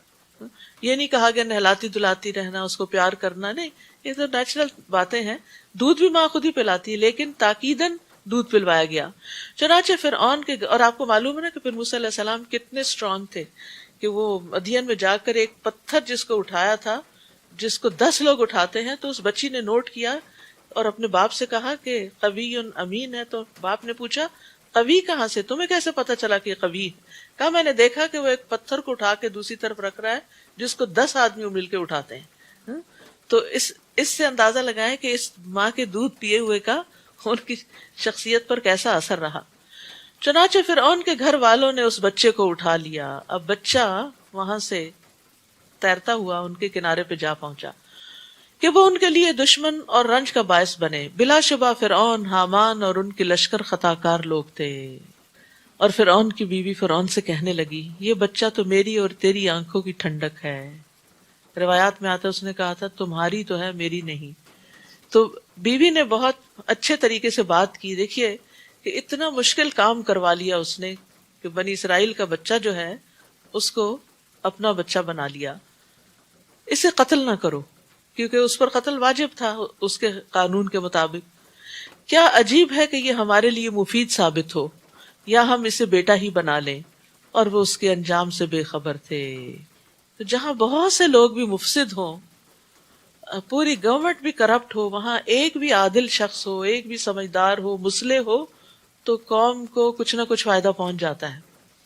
یہاں فرعون اور اس کے درباری حامان اور قارون اور یہ سب جو تھے، یہ بڑے ظالم لوگ تھے، لیکن فرعون کی بیوی آسیہ جو تھی، آسیہ علیہ السلام وہ بڑی عادل اور منصف اور نیک مزاج خاتون تھی، تو ان کے مشورے اور ان کی کوشش سے موسیٰ علیہ السلام کو بچا لیا گیا. اور موسیٰ کی والدہ کا دل سخت بے قرار ہو گیا. بچہ جو اپنے سے جدا کیا تو برداشت نہیں کر پا رہی، اور اگر ہم اس کی ڈھارس نہ بندھاتے تو قریب تھا کہ وہ راز فاش کر دیتی. اور دوسرا فائدہ کیا تھا کہ وہ موسیٰ کو واپس اس کے پاس لوٹانے کے وعدے پر یقین کرنے والوں میں سے ہو جائے. یعنی اللہ تعالیٰ امتحان میں ڈال رہا تھا کہ اس کا یقین پختہ ہو. چنانچہ اس نے موسیٰ کی بہن سے کہا کہ اس بچے کے پیچھے پیچھے چلتی جاؤ. چنانچہ وہ آنکھیں بچا کر اسے دیکھتی رہی اور دوسروں کو اس کا پتہ نہ چل سکا. اور ہم نے پہلے سے ہی موسیٰ پر دائیوں کا دودھ حرام کر دیا تھا. اس وقت موسیٰ کی بہن نے کہا کیا میں تمہیں ایسے گھرانے کا پتہ بتاؤں جو تمہارے لیے اس بچے کی پرورش کرے اور اس بچے کے خیر خواہ بھی ہوں. چنانچہ اس طرح ہم نے موسیٰ کو اس کی والدہ ہی کی طرف لوٹا دیا تاکہ وہ اپنی آنکھ ٹھنڈی کرے اور غمزدہ نہ رہے اور یہ جان لے کہ اللہ کا وعدہ سچا ہے. لیکن اکثر لوگ یہ بات نہیں جانتے. کبھی اللہ تعالیٰ انسان کو ایسی چیز سے محروم کر دیتا ہے جس محرومی کو وہ برداشت نہیں کر پاتا. کیوں محروم کرتا ہے؟ تاکہ وہ آپ کو وہ عطا کرے جو اس سے بھی بہتر ہو. اور وہ جو تقدیر کے مسئلے سے ریلیٹ کرے نا اس کو، کہ ایک بچہ فوت ہو جاتا ہے، آپ کو نہیں پتا کہ وہ بچہ آپ کے لیے بڑا ہو کے کتنی مصیبت کا باعث بنے. اللہ کو پتا ہے، وہ زیادہ حکمت والا ہے، تو وہ لے لیتا ہے بچے کو اور پھر اس کے بدلے میں وہ اور دے دیتا ہے. تو کبھی ایک چیز اس لیے لیتا ہے تاکہ بہتر چیز عطا کرے. اور پھر لِتَعْلَمَ أَنَّ وَعْدَ اللَّهِ حق، جس طرح اللہ نے موسیٰ کو ماں کی طرف لوٹا دیا، کیونکہ جب وہ تفصیلات آتی ہیں جس کے اندر جانے کی ضرورت نہیں. جب موسیٰ علیہ السلام نے کسی کے بھی دودھ پینے سے انکار کیا، پھر ایسی دودھ پلانے والی خاتون تلاش کی گئی جو موسیٰ علیہ السلام کی والدہ ہی نکلی، اور پھر ان سے انہوں نے کہا فرعونیوں نے کہ تم دربار یعنی محل میں شفٹ ہو جاؤ. اس نے کہا کہ نہیں، میرا تو اپنا گھر ہے، بچے ہیں، شوہر ہے، میں یہاں نہیں آ سکتی، بچہ مجھے دے دے، میں پال کے آپ کو دے دوں. اس طرح موسیٰ علیہ السلام دوبارہ اپنی ماں کی طرف ہی لوٹ گئے اور ماں نے ان کو اپنے خاص طریقے پر اپنے دین کے مطابق پالا اور ان کی خاص تربیت کی. وَلَمَّا بَلَغَ أَشُدَّهُ وَاسْتَوَىٰ آتَيْنَاهُ حُكْمًا وَعِلْمًا وَكَذَٰلِكَ نَجْزِي الْمُحْسِنِينَ. اور جب موسیٰ اپنی جوانی کو پہنچے اور پورے توانا ہو گئے تو ہم نے انہیں قوت فیصلہ اور علم عطا کیا، یعنی جسمانی قوت بھی اور ذہنی قوت بھی. اور ہم نیک لوگوں کو ایسی ہی جزا دیا کرتے ہیں. اور موسیٰ شہر میں اس وقت داخل ہوئے جب اہل شہر غفلت میں تھے. وہاں موسیٰ نے 2 آدمیوں کو آپس میں لڑتے ہوئے دیکھا. ان میں ایک تو موسیٰ کی اپنی قوم سے تھا اور دوسرا دشمن قوم سے. اور جو موسیٰ کی اپنی قوم میں سے تھا اس نے موسیٰ سے اس کے خلاف فریاد کی جو دشمن کی قوم سے تھا. موسیٰ نے اسے مکہ مارا تو اس کا کام ہی تمام کر دیا. اب ان ساری آیات کے اندر آپ دیکھیں گے موسیٰ علیہ السلام کی قوت. موسیٰ علیہ السلام نے کہا یہ تو ایک شیطانی حرکت ہے، اپنے عمل کو خود ہی غلط کہہ دیا. بلا شبہ شیطان صریح بہکانے والا دشمن ہے. تو وہ اپنی فطرت پر تھے اور اسی بنا پر انہوں نے اپنی غلطی کو تسلیم کر لیا. قال رب انی ظلمت نفسی فاغفر لی فغفر لہ انہ هو الغفور الرحیم. پھر دعا کی اے میرے رب، بلا شبہ میں نے اپنے آپ پر ظلم کیا ہے، لہٰذا مجھے معاف کر دے. چنانچہ اللہ نے اسے معاف کر دیا، بلا شبہ وہ بڑا بخشنے والا رحم کرنے والا ہے. تو آپ دیکھیں کہ جب شیطان آپ کو یہ وسوسہ دے نا تمہارے گناہ نہیں معاف ہو سکتے، تو آپ کہیں کہ اگر قتل کا گناہ معاف ہو سکتا ہے تو میرا گناہ اس سے تو چھوٹا ہی ہے، اللہ تعالیٰ مجھے بھی معاف کر سکتا ہے. یعنی پر امید رہیں. اور یہاں سے یہ بات بھی پتہ چلتی ہے کہ گناہ کے نتیجے میں آنے والی مصیبت سے چھٹکارا صرف استغفار سے ممکن ہے. تو ہمیں اگر کوئی مصیبت آئی ہوئی ہے اور ہمیں نہیں پتا کس گناہ کی وجہ سے آئی ہوئی ہے تو استغفار کی کثرت کریں. تو موسیٰ علیہ السلام اس مکے پہ نادم ہوئے جو انہوں نے مارا اور اس سے ایک جان چلی گئی. تو اس ندامت کی وجہ سے جو وہ اپنے رب کے حضور جھکے اور گناہ پر بخشش طلب کی تو اللہ تعالیٰ نے ان کے لیے رستہ بنا دیا اور انہوں نے اس گناہ کو اپنی جان پر ظلم قرار دیا. انی ظلمت نفسی. یاد رکھیے ہمارے گناہ خود ہم ہی کو نقصان دیتے ہیں، کسی اور کو نہیں. نبی صلی اللہ علیہ وسلم معصوم ہونے کے باوجود، گناہوں سے پاک ہونے کے باوجود دن میں 70 سے زیادہ مرتبہ استغفار کرتے تھے اور توبہ کرتے تھے، اور آپ کی اکثر دعا یہ ہوتی تھی، اللہم اغفر لی ما اخطأت وما تعمدت وما اسررت وما اعلنت وما جہلت وما تعمدت، اے اللہ میرے ان گناہوں کو معاف فرما جو میں نے غلطی سے کیے، اور جو میں نے جان بوجھ کر کیے، اور جو میں نے چھپ کر کیے، اور جو میں نے علانیہ طور پر کیے، نادانی میں کیے یا جانتے بوجھتے کیے۔ اسی طرح نماز میں بھی گناہوں سے بخشش کی دعا کرنی چاہیے۔ جب اتحیات آپ پڑھتے نا تو آخر میں آ کر اللہم انی ظلمت نفسی ظلما کثیرا، پھر یہ عہد کیا کہ اے میرے رب تو نے مجھ پر جو انعام کیا ہے یعنی معاف کر کے، میں کبھی مجرموں کا مددگار نہیں بنوں گا۔ یہ ہے شکر ادا کرنا کہ آئندہ سے ایسی کوئی غلطی نہیں ہوگی۔ پھر دوسرے دن صبح سویرے ڈرتے ڈرتے اور خطرے کو بھانپتے ہوئے شہر میں داخل ہوئے تو کیا دیکھتے ہیں کہ وہی شخص جس نے کل ان سے مدد مانگی تھی آج پھر ان سے فریاد طلب کر رہا ہے۔ موسیٰ نے جواب دیا، تو صریح گمراہ شخص ہے، یعنی تو وہی ہے جس نے کل مجھے بہکایا تھا، آج پھر وہی کر رہے ہو۔ پھر جب موسیٰ نے ارادہ کیا کہ اس شخص کو پکڑ لیں جو ان لوگوں کا دشمن تھا تو وہ پکار اٹھا، موسیٰ کیا تم مجھے بھی مار ڈالنا چاہتے ہو جیسے کل تم نے ایک آدمی کو مار ڈالا تھا؟ تم تو ملک میں جبار بن کر رہنا چاہتے ہو، اصلاح نہیں کرنا چاہتے۔ اور اس واقعے کے بعد ایک شخص شہر کے پرلے کنارے سے دوڑتا ہوا آیا، کیونکہ اب موسیٰ علیہ السلام کے قتل کی خبر عام ہو چکی تھی۔ کہنے لگا، موسیٰ اہل دربار تیرے متعلق مشورہ کر رہے ہیں کہ تمہیں قتل کر ڈالیں، لہٰذا یہاں سے نکل جاؤ، میں یقیناً تمہارا خیر خواہ ہوں۔ پہلی دفعہ موسیٰ کو قتل کرنے کا خطرہ ان کی پیدائش کے سال کی وجہ سے تھا، دوسری دفعہ پھر وہی زندگی میں مشکل آ گئی۔ تو بعض اوقات ایسا بھی ہوتا ہے تو انسان سوچتا ہے کہ بار بار میرے ساتھ ہی ایسا کیوں ہوتا ہے؟ اللہ کے نبیوں کے ساتھ اس طرح کے بڑے بڑے امتحان آئے ہیں تو ہم کیا چیز ہیں؟ چنانچہ موسیٰ ڈرتے ڈرتے اور ہر طرف سے خطرے کو بھانپتے ہوئے نکلے، یعنی احتیاطی تدابیر بھی اختیار کی اور دعا بھی کی۔ قال رب نجنی من القوم الظالمین، اے میرے رب مجھے ان ظالم لوگوں سے بچا لے۔ پھر جب انہوں نے مدین کی طرف رخ کیا تو کہنے لگے، امید ہے میرا رب مجھے ٹھیک راستے میں ڈال دے گا۔ آپ دیکھ رہے ہیں یہاں ہر مرحلے پر موسیٰ علیہ السلام دعا کر رہے ہیں، ہر موقع پر اللہ کے ساتھ اپنا کنیکشن مضبوط کر رہے ہیں کہ مجھے امید ہے میرا رب مجھے سیدھا راستہ دکھائے گا۔ تو انسان راستے کی رہنمائی میں بھی اللہ کا محتاج ہے۔ جب کبھی راستہ بھول جائے نا، اور آپ کا جی پی ایس بھی راستہ بھول جائے، تو پھر یہ دعا ضرور پڑھیں، عسیٰ ربی ان یہدینی سواء السبیل۔ سواء السبیل کا مطلب یہ بھی ہے کہ اللہ تعالیٰ مجھے ایسے راستے پہ چلا کہ جو کسی مشقت کے بغیر ہے، بالکل ہموار ہے، مقصد تک پہنچانے والا ہے۔ پھر جب وہ مدین کے کنویں پر پہنچے تو دیکھا کہ بہت سے لوگ اپنے جانوروں کو پانی پلا رہے ہیں، اور ان سے ہٹ کر ایک طرف 2 عورتیں اپنی بکریوں کو روکے ہوئے کھڑی ہیں۔ موسیٰ نے ان سے پوچھا، تمہارا کیا معاملہ ہے؟ وہ کہنے لگی، ہم اس وقت پانی نہیں پلا سکتی ہم اس وقت تک پانی نہیں پلا سکتی جب تک یہ چرواہے پانی پلا کر واپس نہ چلے جائیں، اور ہمارا باپ بہت بوڑھا ہے۔ یعنی جچے تلے جامع الفاظ میں انہوں نے اپنا مدعا بیان کر دیا۔ چنانچہ موسیٰ نے ان عورتوں کی بکریوں کو پانی پلا دیا، بغیر کسی لالچ کے آگے بڑھ کر دوسرے کی خیر اور بھلائی کا کام کر دیا۔ پھر ایک سائیدار جگہ پر جا بیٹھے اور کہا، رب انی لما انزلت الی من خیر فقیر، اے میرے رب جو بھلائی بھی تو مجھ پر نازل کرے میں اس کا محتاج ہوں۔ پرفیکٹ ایگزامپل ہے اخلاص کے ساتھ لوگوں کی خدمت اور مدد، اور صلہ صرف اللہ سے چاہنا، دعا اللہ سے کہ یا اللہ تجھ سے خیر کا محتاج ہوں۔ یہ نہیں کہا کہ دیکھو میں نے تمہارے ساتھ یہ بھلا کیا ہے، میری بھی تم کچھ مدد کرو، کوئی توقع ہی نہیں رکھی، اور ان کے کہنے کے بغیر ہی ان کی مدد کر دی۔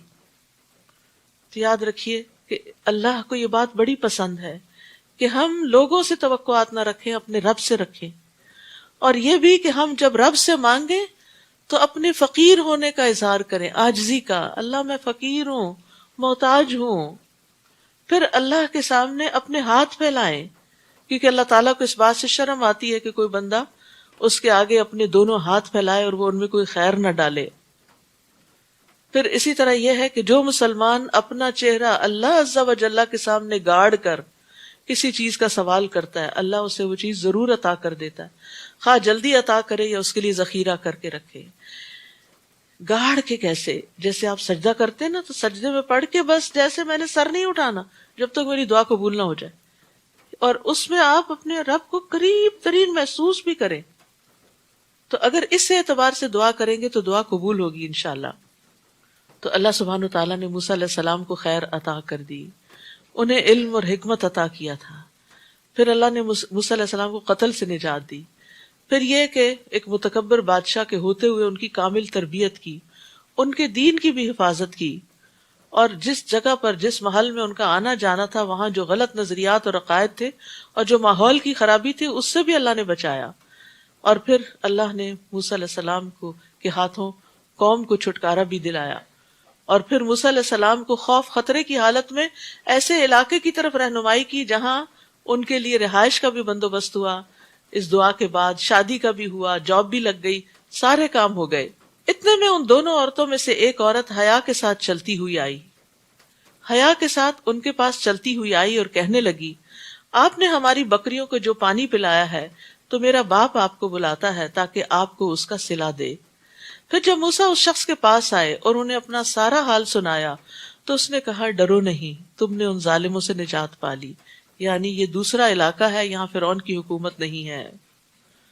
اور یہاں اللہ تعالیٰ خاص طور پر اس لڑکی کے حیا کا ذکر کرتے ہیں، تو گویا حیا ایسی صفت ہے جو اللہ تعالیٰ کو پسند ہے۔ حیا ایمان کا حصہ ہے، دونوں کو ایک دوسرے کے ساتھ اکٹھا کر دیا گیا، جب ایک اٹھتا ہے تو دوسرا بھی اٹھ جاتا ہے۔ رسول اللہ صلی اللہ علیہ وسلم نے فرمایا، حیا ایمان کا حصہ ہے اور ایمان کا تعلق جنت سے ہے۔ ایک اور روایت میں آتا ہے، حیا سراسر خیر ہے۔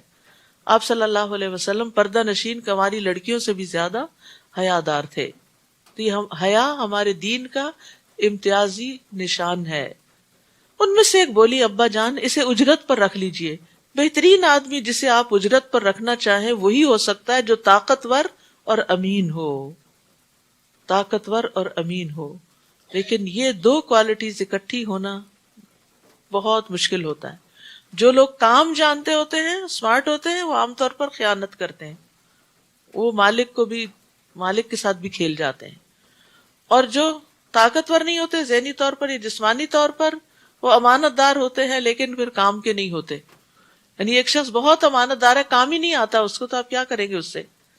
تو اس لیے جب بھی آپ دعا کریں کہ اللہ تعالیٰ مجھے مددگار عطا کر، تو ساتھ یہ بھی کہ اللہ قوی اور امین عطا کر، کیونکہ ہمارا دین ہمیں یہ تعلیم بھی دیتا ہے کہ جب کسی کو کوئی عہدہ دیا جائے، جب کسی کو کوئی امانت سپرد کی جائے تو اس کے اندر یہ دو خوبیاں ضرور ہوں، کہ وہ امانت کا حق ادا کرنے والا ہو، اور دوسرے یہ کہ اس کے اندر اس کام کے کرنے کی صلاحیت ہو۔ شعیب نے کہا، یعنی وہ جو ان بچیوں کے باپ تھے ان کے بارے میں آتا ہے، ان کا نام شعیب تھا، موسیٰ میں چاہتا ہوں کہ اپنی دونوں بیٹیوں میں سے ایک کا تجھ سے اس شرط پر نکاح کر دوں کہ تم میرے ہاں 8 برس ملازمت کرو، اور اگر 10 سال پورے کر دو تو تمہاری طرف سے مہربانی ہے۔ میں اس معاملے میں تم پر سختی نہیں کرنا چاہتا، انشاءاللہ تم مجھے نیک لوگوں میں سے پاؤ گے۔ تو گویا انہیں 10 سال وہاں رہنے کا عہد، یعنی گویا انہیں آئندہ 8 سال وہاں رہنا تھا، اس کی انہوں نے کمٹمنٹ کی۔ موسیٰ نے جواب دیا، یہ بات میرے اور آپ کے درمیان طے ہو گئی۔ اپنا گھر، وطن، رشتہ دار، قوم، قبیلہ، سب کچھ چھوڑ کے محروم ہو گئے، جدائی ہو گئی۔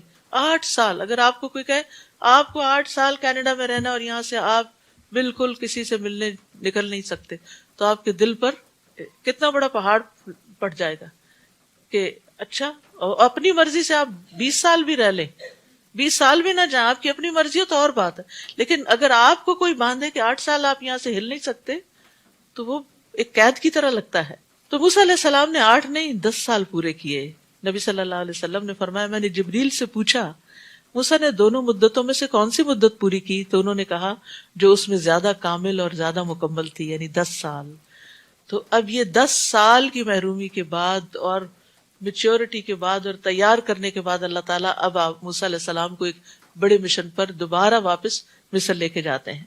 پھر جب موسیٰ نے وہ مدت پوری کر لی اور اپنے اہل خانہ کو لے کر چلے، اب بیوی کو ساتھ لے جا رہے ہیں، تو یاد رکھیے شوہر کا یہ حق ہوتا ہے بیوی کو جہاں چاہے لے جائے. شادی کے بعد آپ کا کوئی اختیار باقی نہیں رہتا کہ آپ پابند کریں. ہاں یہ کوئی لمیٹڈ عرصے کے لیے جیسے انہوں نے کیا تھا کہ 8 سال یہاں رہنا ہوگا تو وہ الگ بات ہے، وہ شادی کی ٹرمز اینڈ کنڈیشنز میں کوئی بات لکھی جا سکتی ہے، لیکن مستقل طور پر باؤنڈ کر لینا تو یہ درست نہیں، کیونکہ شادی کے بعد شوہر کا حق ہوتا ہے کہ وہ بیوی کو اپنے ساتھ لے جائے، چاہے دوسرے ملک ہی لے جائے. تو پھر موسیٰ نے جب وہ مدت پوری کر لی اور اپنے اہل خانہ کو لے کر چلے تو طور پہاڑ کے ایک طرف انہیں آگ نظر آئی. انہوں نے اپنے اہل خانہ سے کہا تم یہاں ٹھہرو، میں نے ایک آگ سی دیکھی ہے، شاید میں وہاں سے تمہارے لیے کچھ راستے کی خبر یا آگ کا کوئی انگارہ ہی اٹھا لاؤں تاکہ تم تاپ سکو. ظاہر رات کا وقت تھا، ٹھنڈک تھی، تو موسیٰ علیہ السلام اپنے گھر والوں کی خدمت کے لیے نکلے. اس سے ہی پتہ چلتا ہے کہ سفر کے دوران ہسبینڈ کو بیوی بچوں کا بہت خیال رکھنا چاہیے، ان کی سردی گرمی کا، ٹیمپریچر کا. یہ نہیں کہ اپنی مرضی کا کار میں ٹیمپریچر سیٹ کر لیا، بیوی بچے چلاتے رہے، نہیں، ان کا بھی دھیان رکھنا چاہیے کہ انہیں کیا ضرورت ہے. پھر یہ کہ راستے میں کھانے پینے کا بھی اور باقی ضروریات کا بھی، یہ کہ مرد کو اللہ نے جو قوام بنایا ہے تو اسی وجہ سے بنایا ہے کہ وہ ان چیزوں کی ٹیک کیئر کرے. شکر ہے موسیٰ علیہ السلام نے بیوی سے نہیں کہا کہ جاؤ وہ آگ نظر آ رہی ہے کچھ لے آؤ وہاں سے. آج کل تو یہی ہو رہا ہے کہ تم ہی کراؤ سب کام. پھر جب موسیٰ وہاں پہنچے تو وادی کے کنارے مبارک خطے کے ایک درخت سے آواز آئی کہ اے موسیٰ، میں ہی اللہ ہوں، سارے جہانوں کا رب. سبحان اللہ.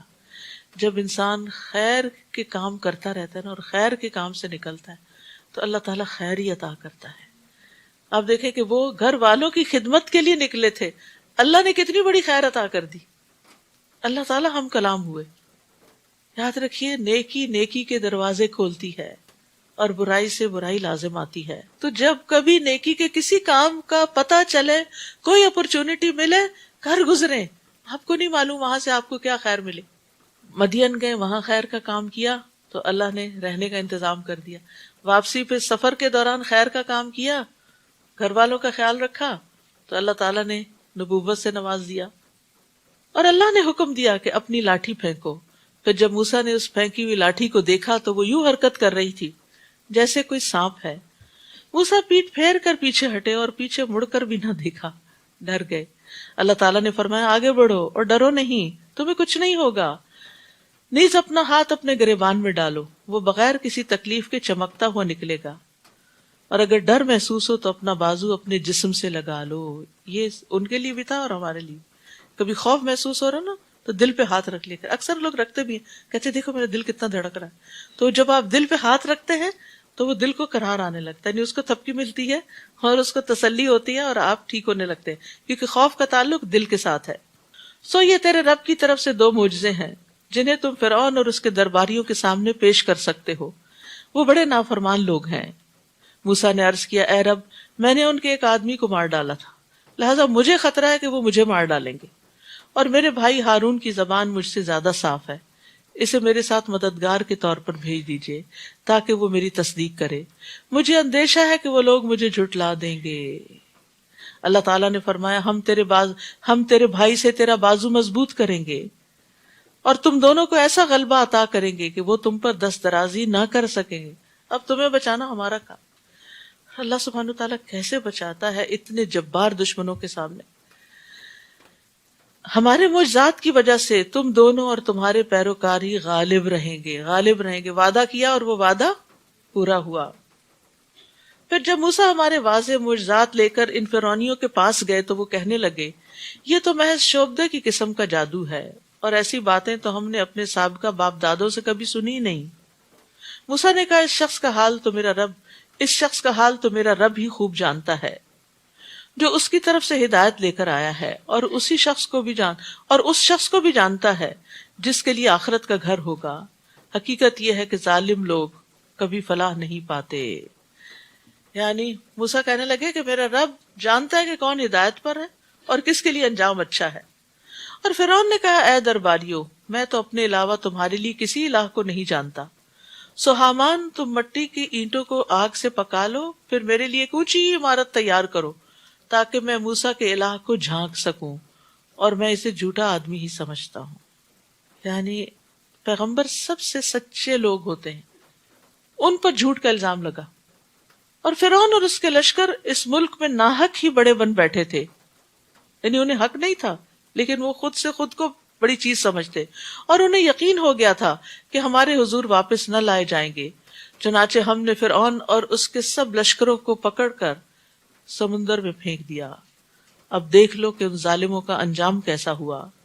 نیز ہم نے انہیں جہنم کی طرف دعوت دینے والے سرغنے بنا دیا، اور قیامت کے دن انہیں کہیں سے مدد نہ مل سکے گی. ہم نے اس دنیا میں ان کے پیچھے لعنت لگا دی، اور قیامت کے دن ان کا بہت برا حال ہوگا. پہلی نسلوں کو ہلاک کرنے کے بعد ہم نے موسیٰ کو کتاب دی، جس میں لوگوں کے لیے بصیرت افروز دلائل، ہدایت اور رحمت تھی، تاکہ وہ سبق حاصل کریں. تورات کی تعریف بیان کی جا رہی ہے. اور جب ہم نے موسیٰ کے امر رسالت کا فیصلہ کیا تھا تو آپ یعنی صلی اللہ علیہ وسلم طور کی غربی جانب موجود نہ تھے اور نہ ہی اس واقعے کے گواہ تھے. لیکن اس کے بعد ہم نے کئی نسلیں پیدا کی اور ان پر بہت زمانہ بیت چکا ہے، اور آپ مدین کے باشندے بھی نہ تھے کہ انہیں ہماری آیات پڑھ کر سناتے، مگر ہم ہی ہیں جو آپ کو رسول بنا کر اس وقت کی خبریں بھیج رہے ہیں. نیز آپ طور کے کنارے پر بھی نہ تھے جب ہم نے موسیٰ کو ندا کی، لیکن یہ آپ کے رب کی رحمت ہے کہ اس نے آپ کو یہ سچی غیب کی خبریں دی، تاکہ آپ ایسے لوگوں کو ڈرائیں جن کے ہاں آپ سے پہلے کوئی ڈرانے والا نہیں آیا تھا، شاید کہ وہ نصیحت قبول کرے. اور آپ کو اس لیے رسول بنا کر بھیجا ہے کہ کہیں ایسا نہ ہو کہ انہیں اس وجہ سے کوئی مصیبت پہنچے جو ان کے ہاتھوں نے آگے بھیجا. تو کہنے لگے، ہمارے رب، تو نے ہماری طرف کوئی رسول کیوں نہ بھیجا کہ ہم تیری آیتوں کی پیروی کرتے اور ایمان لانے والوں میں شامل ہو جاتے. پھر جب ہماری طرف سے ان کے پاس حق آ گیا تو انہوں نے کہہ دیا، اسے ویسے معجزات کیوں نہیں دیے گئے جیسے موسیٰ کو دیے گئے تھے؟ کیا یہ لوگ ان معجزات کا انکار نہیں کر چکے جو پہلے موسیٰ کو دیے گئے تھے؟ کہتے ہیں کہ یہ دونوں یعنی تورات اور قرآن جادو ہیں جو ایک دوسرے کی تائید کرتے ہیں، اور کہتے ہیں کہ ہم کسی کو بھی نہیں مانتے، یعنی دونوں کتابوں کا انکار کرتے ہیں. آپ ان سے کہیے، اگر تم سچے ہو تو اللہ کی طرف سے تم ہی کوئی کتاب لے آؤ جو ان دونوں سے بڑھ کر رہنمائی کرنے والی ہو، تو میں بھی اس کی پیروی اختیار کر لوں گا. پھر اگر وہ کوئی جواب نہ دے سکیں تو جان لیجئے کہ وہ صرف اپنی خواہشات کے پیچھے پڑے ہوئے ہیں، اور اس سے زیادہ گمراہ کون ہو سکتا ہے جو اللہ کی ہدایت کو چھوڑ کر محض اپنی خواہش کے پیچھے لگا ہوا ہو، اور اللہ ایسے ظالموں کو ہدایت نہیں دیتا. تو یاد رکھیے، علم کے بغیر نفس کی بات ماننے والا خواہش پرست ہوتا ہے. کون ہوتا ہے خواہش پرست؟ علم کے بغیر، دلیل کے بغیر صرف دل کی ماننے والا، نفس کی ماننے والا، نفس کے پیچھے چلنے والا ہی دراصل اپنی خواہش نفس کو الہ بنائے ہوئے ہوتا ہے، اس کی پوجا کر رہا ہوتا ہے. تو یاد رکھیے کہ ہمیں صرف قرآن ہی نہیں، نبی صلی اللہ علیہ وسلم کی طرف سے آنے والی باتوں کو بھی سنجیدگی سے لینا چاہیے. یعنی حدیث کا بھی انکار نہیں کرنا چاہیے کہ یہ حدیث تو میرے دل کو نہیں لگتی، اور یہ تو میری عقل میں نہیں آتی، اور یہ تو میری سمجھ میں نہیں آتی. نہیں، قرآن کی بہت سی آیات ایسی ہیں جن کو سمجھنا ہماری عقل کا کام نہیں، یا ہماری عقل نہیں ان کو سمجھ پاتی.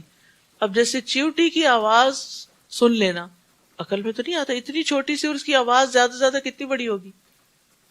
لیکن اللہ تعالیٰ نے قرآن میں بتایا کہ چیوٹی بولی، اور اس نے اپنے لشکر سے کیا کہا، اپنے کالونی سے کیا کہا، اور پھر اس کو کیا کچھ پتا تھا، ہد ہد جو بولا. تو عقل تو نہیں مانتی اس کو کہ ہد اتنی لمبی چوڑی باتیں کرے گا اور اتنی سمجھ رکھے گا. تو اسی طرح حدیث میں بھی بعض باتیں ایسی ہیں جو انسان کے امتحان کے لیے ہے کہ بظاہر عقل نہیں مانتی، لیکن ان کو بھی اگر وہ صحیح سورس سے اوتھینٹک ہیں تو اس لیے مان لینا چاہیے کہ نبی صلی اللہ علیہ وسلم جھوٹ نہیں بولتے تھے. آپ نے جو بتایا ہے سچ ہی بتایا. کچھ باتیں آج نہیں، ہو سکتا ہے کئی سو سال بعد، ہمارے بعد وہ ثابت ہو جائیں. قرآن مجید میں اللہ تعالیٰ فرماتے ہیں، فَلْيَحْذَرِ الَّذِينَ يُخَالِفُونَ عَنْ أَمْرِهِ أَن تُصِيبَهُمْ فِتْنَةٌ أَوْ يُصِيبَهُمْ عَذَابٌ أَلِيمٌ. سو لازم ہے کہ وہ لوگ ڈریں جو اس کا حکم ماننے سے پیچھے رہتے ہیں کہ انہیں کوئی فتنہ آ پہنچے یا انہیں دردناک عذاب آ پہنچے. تو اپنی رائے کو، اپنی لاجک کو، اپنی عقل کو قرآن و سنت سے آگے رکھنا جو ہے یہ درست نہیں. اس بات سے ڈرنا چاہیے. اور ہم انہیں لگاتار نصیحت کی باتیں پہنچاتے رہے ہیں تاکہ وہ نصیحت کو قبول کریں. جن لوگوں کو ہم اس سے پہلے کتاب دے چکے ہیں یعنی تورات، وہی اس کتاب پر ایمان لاتے ہیں، یعنی اس میں سے جو مسلمان ہو گئے ہیں. اور جب انہیں پڑھ کر سنایا جاتا ہے یعنی قرآن، تو کہتے ہیں ہم اس بات پر ایمان لاتے ہیں کہ یہ قرآن ہمارے رب کی طرف سے سچی کتاب ہے، ہم تو اس سے پہلے بھی اللہ کے سچے فرما بردار تھے. اولئک یؤتون اجرہم مرتین، یہی لوگ ہیں جن کا اجر 2 بار دیا جائے گا اس ثابت قدمی کے بدلے جو انہوں نے دکھائی ہے، اور وہ برائی کا جواب بھلائی سے دیتے ہیں، اور جو کچھ ہم نے انہیں دے رکھا ہے اس میں سے وہ خرچ کرتے ہیں. تو اس سے کیا پتہ چلتا ہے کہ اہل کتاب میں سے اگر کوئی اپنے نبی کو مانتا ہے، اپنی کتاب کو مانتا ہے، اور ساتھ محمد صلی اللہ علیہ وسلم کا اقرار کرتا ہے اور قرآن کو بھی مانتا ہے، تو اس کے لیے دگنا اجر ہے، یعنی دوہرا ایمان دوہرا اجر. پھر ان کی خوبی کیا ہے؟ نمبر 1 صبر، اور نمبر 2 برائی کو اچھائی سے دور کرتے ہیں، اور نمبر 3 رزق خرچ کرتے ہیں، اللہ کے راستے میں دیتے ہیں. یہاں خاص طور پر برائی کو بھلائی سے بدلنا جو ہے یہ بڑا اہم ہے. یعنی بعض اوقات ہم صبر بھی کر جاتے ہیں، کچھ نہیں کہتے کسی، اور مال بھی خرچ کر لیتے ہیں، لیکن برائی کا بدلہ نہ دینا تو سمجھ میں آتا ہے کہ چلو معاف کیا، لیکن اچھائی سے دینا یہ بہت بڑی بات ہے. یہ بہت بڑے صبر کی بات ہوتی کہ کوئی آپ سے برا کرے اور آپ اس پر احسان کریں، جو آپ کو اکنالج ہی نہ کرے. کہیں آپ کسی مجلس میں ہو، شادی میں، خوشی میں، غمی میں، اور وہ آپ کو اکنالج بھی نہ کرے اور وہ یہ سوچے کہ گویا آپ ایگزسٹ ہی نہیں کرتے. ایسے لوگوں کو اٹھ کے جا کے خود سلام کرنا، اور پھر اگر وہ ضرورت مند ہے تو ان کی ضرورت پوری کرنا، اور ان کے ساتھ اور ان کے بچوں کے ساتھ احسان اور بلائی کرنا، یہ بہت اعلیٰ درجے کی، بہت بلند مقام لوگوں کی کوالٹیز ہوتی ہیں. ورنہ عموماً ہم کیا کرتے ہیں، ہمارا رویہ کیا ہوتا ہے؟ چونکہ یہ خاندانوں میں اس طرح کے مسائل پیش آتے ہیں، اس لیے ان کو ہائی لائٹ کر رہی ہوں کہ اگر کوئی ہمیں نہیں پوچھتا خاندان میں سے، تو ہم بھی نہیں پوچھتے. ہمیں کیا ضرورت ہے پیچھے جانے کی؟ ہم کوئی ایسے گئے گزرے، ہم کو راہ میں پڑے ہوئے، نہیں تو نہ صحیح، یعنی اکڑ دکھاتے ہیں وہاں. اچھا، پھر اسی طرح اگر آپ نے کسی کو دیا، کسی کے بچے کی فیس دی، کوئی مدد کی، اس نے پلٹ کے شکریہ کا خط نہیں لکھا، میسج نہیں کیا، پھر کیا کرتے ہیں؟ دل میں رکھ لیتے ہیں اس نے شکریہ نہیں بولا، اگلی دفعہ اس کو نہیں دینا، کسی اور کو دیں گے، گویا شکریہ کے لیے دیں گے، اللہ سے اجر کے لیے تو نہیں. پھر ایک اور درجہ کہ آپ نے کسی کی مدد کی، کسی کے کام آئے، کوئی بیمار تھا، آپ اس کے ساتھ ہسپتال میں رہے، اور جب وہ ٹھیک ہو کے ریلیز ہو کے آیا تو اس نے آپ ہی کے خلاف باتیں شروع کر دی، اور مصیبت. کیونکہ کئی دفعہ ایسا ہوتا ہے نا کہ آپ بوڑھے والدین کی خدمت کرتے ہیں اور وہ جواب میں شکریہ ادا کرنے کے بجائے اپنے بڑھاپے سے، اپنی بیماری سے، اپنی ذہنی حالت سے تنگ آئے ہوئے ہوتے ہیں، تو وہ کیا کرتے ہیں؟ الٹا بددعائیں دینے لگتے ہیں یا پھر برا بھلا کہنے لگتے ہیں. تو پھر آپ اس وقت کیا کہتے ہیں؟ میری بس، اب کوئی اور سنبھال لے. نہیں، محسن کون ہوتا ہے؟ برائی کا بدلہ بھلائی سے، چاہے وہ رویے میں ہو، اخلاق میں ہو، زبان پہ ہو، ہاتھوں سے ہو، کسی بھی طرح کی ہو، کہ کوئی آپ کا احسان ماننے کو تیار نہ ہو، تو پھر بھی آپ اس کو جواباً بھلائی سے دور کرتے ہیں، یعنی ان حالات کو نارمل کرتے ہیں. تو مراد یہ ہے کہ تکلیف برداشت کر کے اچھی بات کہہ کر اس سچویشن کو نارملائز کر لیتے ہیں. اور اسی طرح یہ کہ اگر کوئی گناہ خود سے ہو جاتا ہے تو اس کے بعد نیکی کر لیتے ہیں. یدرؤون بالحسنۃ السیئۃ، یہ تو دوسروں کے ساتھ رویہ تھا نا. اپنے اندر بھی اگر کوئی گناہ ہو جاتا ہے تو اس کے بعد اچھا کر لیتے ہیں. تو یہ مکارم اخلاق کی ایک صفت ہے، یعنی اخلاق کے اعلیٰ درجات ہیں. تو اچھی بات جو ہے وہ بری بات کو دور کر دیتی، نیکی برائی کو مٹا دیتی ہے. اور جب وہ کوئی لغو بات سنتے ہیں تو اس سے کنارہ کرتے ہیں.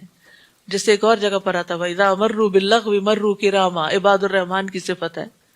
اور کہتے ہیں ہمارے لیے ہمارے اعمال اور تمہارے لیے تمہارے، تم پر سلام، ہم جاہلوں سے تعلق نہیں رکھنا چاہتے، یعنی وہ جاہلوں کے ساتھ الجھتے نہیں ہیں. یہ بھی بہت بڑا بہت بڑے کمال کی بات ہے، ورنہ انسان اپنے سے کمزور کو اور دباتا ہی ہے. تو جاہل جو ہوتا ہے وہ کمزور ہی ہوتا ہے اصل میں. تو اس کے ساتھ جھگڑنا، بحث کرنا اور اس کو ذلیل کرنا اور اس کے اوپر یعنی تحکمانہ انداز اختیار کرنا، وہ ایسا نہیں کرتے. انک لا تہدی من احببت ولکن اللہ یہدی من یشاء وہو اعلم بالمہتدین. اے نبی، جسے آپ چاہیں اسے ہدایت نہیں دے سکتے. اللہ اکبر. جس سے آپ محبت رکھتے آپ اس کو ہدایت نہیں دے سکتے. انسان سب سے زیادہ محبت اپنی اولاد سے رکھتا ہے، اپنے والدین سے رکھتا ہے.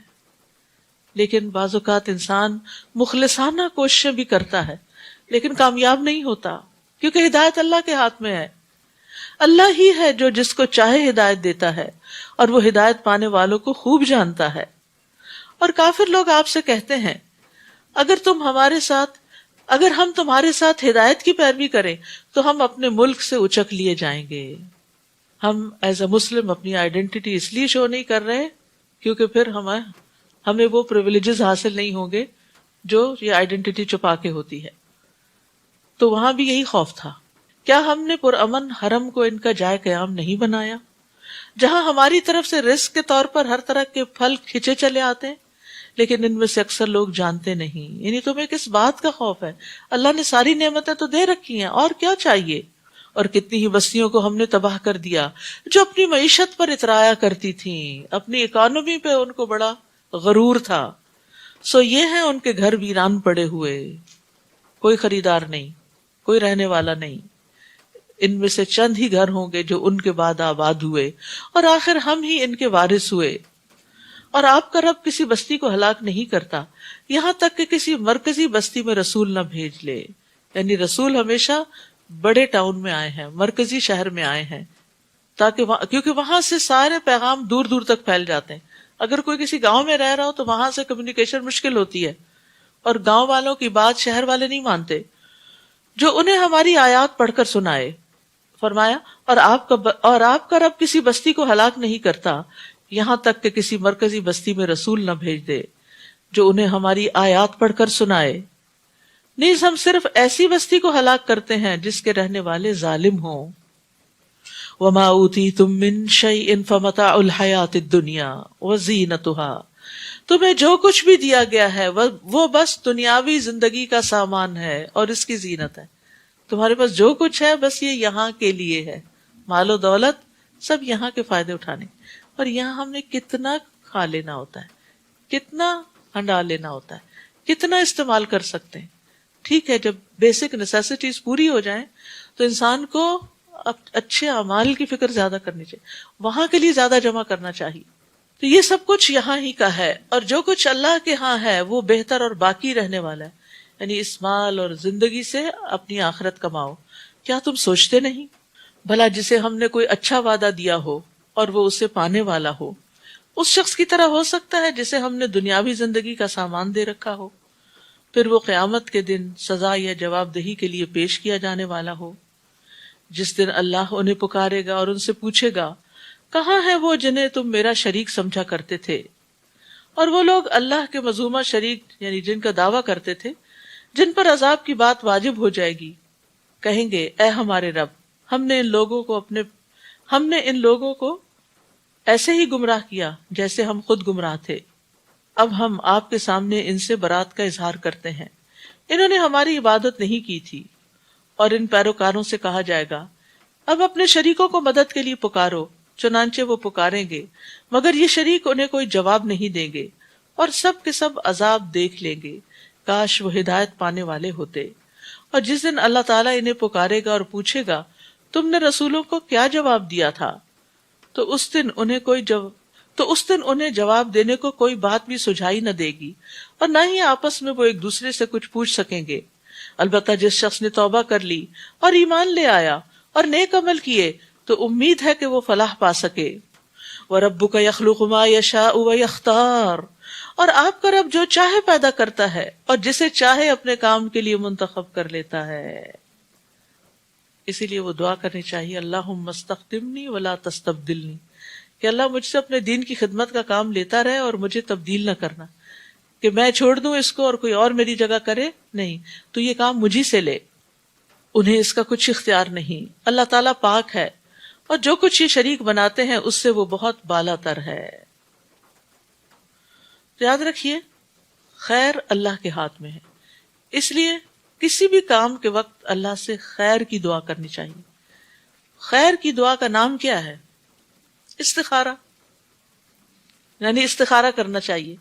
استخارے کا کارڈ بھی ہونا چاہیے یہاں، جس میں اس کا طریقہ وغیرہ سب لکھا ہوا ہے۔ بعض علماء کہتے ہیں کسی بندے کو دنیا کے کاموں میں سے کسی اہم کام کے لیے اس وقت تک پیش قدمی نہیں کرنی چاہیے جب تک اللہ سے اس کے بارے میں خیر کا سوال نہ کر لے۔ اسے چاہیے کہ نماز استخارہ کی 2 رکعت ادا کر لیا کرے۔ نبی صلی اللہ علیہ وسلم قرآن کی سورتوں کی طرح ہی استخارے کی تعلیم دیتے تھے۔ استخارہ شرمندگی سے بچنے کا سبب ہوتا ہے۔ ابن تیمیہ کہتے ہیں جو آدمی اللہ تعالیٰ سے خیر طلب کرے، مخلوق سے مشورہ کرے اور اپنے کام میں ثابت قدمی اختیار کرے، اسے کبھی شرمندگی کا سامنا نہیں کرنا پڑتا۔ بظاہر خیر کے کام میں بھی استخارہ کر لینا چاہیے، جیسے نبی صلی اللہ علیہ وسلم نے جب حضرت زینب کو نکاح کا پیغام بھیجا تھا تو انہوں نے کیا جواب دیا تھا کہ میں اس وقت تک فیصلہ نہیں کروں گی جب تک میں استخارہ نہ کر لوں، اپنے رب سے دعا نہ کر لوں۔ لہٰذا وہ اپنی نماز کی طرف اٹھی، نماز استخارہ شروع کی، ادھر سے قرآن میں حکم اتر آیا کہ ہم نے تمہارا نکاح ان سے کر دیا ہے۔ تو رسول اللہ صلی اللہ علیہ وسلم بغیر اجازت کے ان کے پاس آ گئے۔ تو اس سے پتہ چلتا ہے کہ جو کام نیک بھی ہو، اچھا بھی لگ رہا ہو، پھر بھی استخارہ کرے۔ کیونکہ کچھ لوگوں کو میں نے کہتے سنا کہ اب یہ تو ایک نیکی کا کام ہے، مثلا حج پہ آپ نے جانا ہے تو آپ ضرور استخارہ کریں تاکہ آپ کے لیے آسانیاں ہوں، اور اگر اس سال آپ کے لیے جانا بہتر نہیں تو اللہ تعالیٰ پھر آپ کو جلد موقع عطا کر دے۔ اور آپ کا رب خوب جانتا ہے جو کچھ یہ اپنے سینوں میں چھپاتے ہیں اور جو کچھ وہ ظاہر کرتے ہیں، وہی اللہ ہے جس کے سوا کوئی الہ نہیں، اسی کے لیے حمد ہے اس دنیا میں بھی اور آخرت میں بھی، حکم اسی کا چلتا ہے اور تم اسی کی طرف لوٹائے جاؤ گے۔ آپ ان سے پوچھئے بھلا دیکھو تو اگر اللہ قیامت کے دن تک ہمیشہ تم پر رات ہی طاری کر دیتا تو اللہ کے سوا کوئی الہ ہے جو تمہیں روشنی لا دیتا؟ کیا تم سنتے نہیں؟ ان سے پوچھئے بھلا دیکھو اگر اللہ قیامت کے دن تک ہمیشہ تم پر دن ہی چڑھائے رکھتا تو اللہ کے سوا کوئی الہ ہے جو تمہارے لیے رات لے کر آتا جس میں تم آرام کر سکتے؟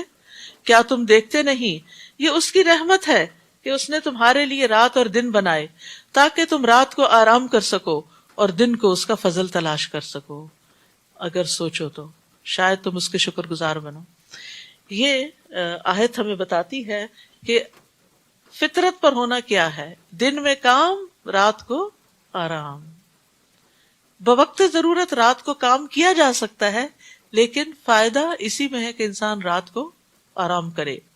اور جس دن اللہ انہیں پکارے گا اور پوچھے گا کہاں ہے وہ جنہیں تم میرا شریک خیال کرتے تھے، اور ہم ہر ایک امت سے ایک گواہ نکال لیں گے، پھر اسے کہیں گے کہ اس شرک پر اپنی دلیل پیش کرو، کیوں شرک کیا تھا؟ اب انہیں معلوم ہو جائے گا کہ بات اللہ ہی کی سچی تھی، اور جو کچھ وہ جھوٹ گھڑتے تھے انہیں کچھ یاد نہ آئے گا۔ ان قارون کان من قوم موسیٰ فبغى علیہم، بلا شبہ قارون موسیٰ کی قوم یعنی بنی اسرائیل میں سے تھا، پھر وہ اپنی قوم کے خلاف ہو گیا اور دشمن قوم سے مل گیا، فرعونیوں کے ساتھ جا ملا۔ ایسے لوگ ہوتے ہیں ہر دور میں۔ اور ہم نے اسے اتنے خزانے دیے تھے جن کی چابیاں ایک طاقتور جماعت بمشکل اٹھا سکتی تھی۔ ایک دفعہ اس کی قوم کے لوگوں نے اس سے کہا اتنا مت اتراؤ، اللہ اترانے والوں کو پسند نہیں کرتا، فخر کرنے والوں کو پسند نہیں کرتا۔ تو یاد رکھیے دنیا کے مال پر وہی بوسٹ کرتا ہے، اتراتا ہے اور بہت خوش ہوتا ہے جس سے آخرت کی فکر نہیں ہوتی، آخرت سے غافل ہوتا ہے۔ وَابْتَغِ فِيمَا آتَاكَ اللَّهُ الدَّارَ الْآخِرَةَ، جو مال و دولت اللہ نے تجھے دے رکھا ہے اس سے آخرت کا گھر بنانے کی فکر کرو۔ یہ اللہ نے اس لیے نہیں دیا کہ صرف دنیا بنا کے چھوڑ جاؤ اوروں کے آرام کے لیے، بلکہ اس سے آخرت بناؤ۔ اور دنیا میں بھی اپنا حصہ فراموش نہ کرو، اپنی ضرورت ضرور پوری کرو، اور لوگوں سے ایسے ہی احسان کرو جیسے اللہ نے تمہارے ساتھ بھلائی کی ہے، اور ملک میں فساد پیدا کرنے کی کوشش نہ کرو، کیونکہ اللہ فساد کرنے والوں کو پسند نہیں کرتا۔ تو پتہ یہ چلتا ہے کہ فساد کہاں سے پیدا ہوتا ہے؟ مال و دولت سے۔ جب زیادہ ہو جاتا ہے نا تو بگاڑ آ جاتا ہے. اللہ نے ہماری زندگی کا مقصد کیا رکھا ہے؟ الذی خلق الموت والحیات لیبلوکم ایکم احسن عملا، کہ وہ تمہیں آزما کر دیکھے کہ تم میں سب سے اچھے عمل کون کرتا ہے. اور نیک اعمال ہی انسان کو خسارے سے بچاتے ہیں، اور اس دنیا کی زندگی میں ہی انسان کو اپنی آخرت کمانی ہوتی ہے. اور یاد رکھیے جب انسان فوت ہو جائے گا تو قیامت کے دن اس سے اس کی عمر کے بارے میں سوال ہوگا کہ اس نے اسے کس چیز میں لگایا، علم کے بارے میں کتنا عمل کیا، مال کے بارے میں کہاں سے کمایا کہاں خرچ کیا، جسم کے بارے میں کہ کس کام میں اسے گلایا، کس کام میں اپنے آپ کو گلایا. تو یہ ان سوالوں کا جواب ہمیں تیار رکھنا چاہیے کہ ہم اپنے جسم کو کہاں تھکاتے ہیں. اور پھر احسان کی بات ہوئی یہاں، وہ احسن کما احسن اللہ الیک، اللہ نے تمہیں دیا ہے نا، تم لوگوں کو دیا کرو. اللہ نے تمہارے حصے میں ڈال دیا لوگوں کا حصہ، اب وہ حصہ ان کو لوٹاؤ. حدیث میں آتا ہے بے شک اللہ بندوں کو نفع پہنچانے کے لیے اپنے کچھ لوگوں کو بطور خاص نعمتیں دیتا ہے. اگر وہ خرچ کرتے رہیں تو ان پر انعام برقرار رہتا ہے، اور اگر وہ رک جائیں تو ان سے چھین کر دوسروں کو دے دیتا ہے. تو نعمتیں برقرار رہتی ہیں اگر اس میں سے ہم دوسروں کا حصہ نکالتے رہیں اور صرف اپنے لیے سب کچھ جمع کر کے نہ رکھیں. وہ کہنے لگا یہ تو جو کچھ مجھے ملا ہے اس علم کی بدولت ملا ہے جو مجھے حاصل تھا. آج بھی بہت سے لوگ اچھی جاب کو اپنے علم کا ہی کمال سمجھتے ہیں، حالانکہ انہی جیسی ڈگریاں رکھنے والے بہت سے جاب لیس بھی ہوتے. آپ کو معلوم ہے کہ اس وقت سرٹیفائیڈ ڈاکٹرز کی ایک بڑی تعداد جاب لیس ہے، ہائیلی کوالیفائڈ، لیکن یہ ہے کہ یا تو اپنی مرضی کی جاب نہیں ملتی یا کہیں کوئی پلیسمنٹ نہیں ملتی. تو بات یہ ہے کہ بہت دفعہ ایسا ہوتا ہے، یہ صرف ڈاکٹرز کے ساتھ ہی نہیں، بہت دفعہ ایسا ہوتا ہے کہ آپ پڑھ پڑھ کے زندگی لگا دیتے ہیں لیکن کوئی ایسی جاب یا کمانے کا ذریعہ اس کی وجہ سے نہیں ملتا. تو پھر آپ کیا کرتے ہیں؟ آپ اپنی لائن چینج کر کے کیا کرنے لگتے ہیں؟ یا کبھی ٹیکسی چلانے لگتے ہیں. وہ بری بات نہیں ہے، لیکن مطلب یہ ہے کہ اپنے فیلڈ کی جاب، اپنے جو علم آپ کا ہے، جو ایکسپیرینس ہے آپ کو، اس کی جاب آپ کو نہیں ملتی. تو اگر کسی کو ملی ہوئی ہے تو اس کو اللہ کا فضل سمجھے کہ اتنوں میں سے اللہ نے مجھے موقع دیا، مجھے چن لیا کہ میرے پاس جو کوالیفیکیشن ہے اس کے مطابق مجھے جاب ملی. کیونکہ بعض اوقات آپ انڈر کوالیفیکیشن ہوتے ہیں اور کبھی آپ اوور کوالیفیکیشن ہوتے ہیں. تو علم پر فخر کی ممانعت ہے.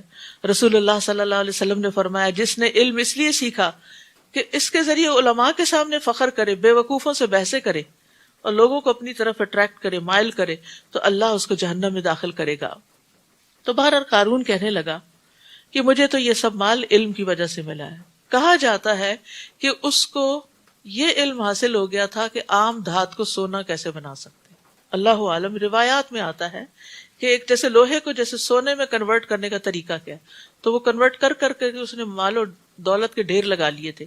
تو اسی علم کی طرف اس کا اشارہ ہے کہ یہ تو میرا علم ہے، مجھے یہ راز پتا چلا تو اس وجہ سے میں یہ سب جانتا ہوں.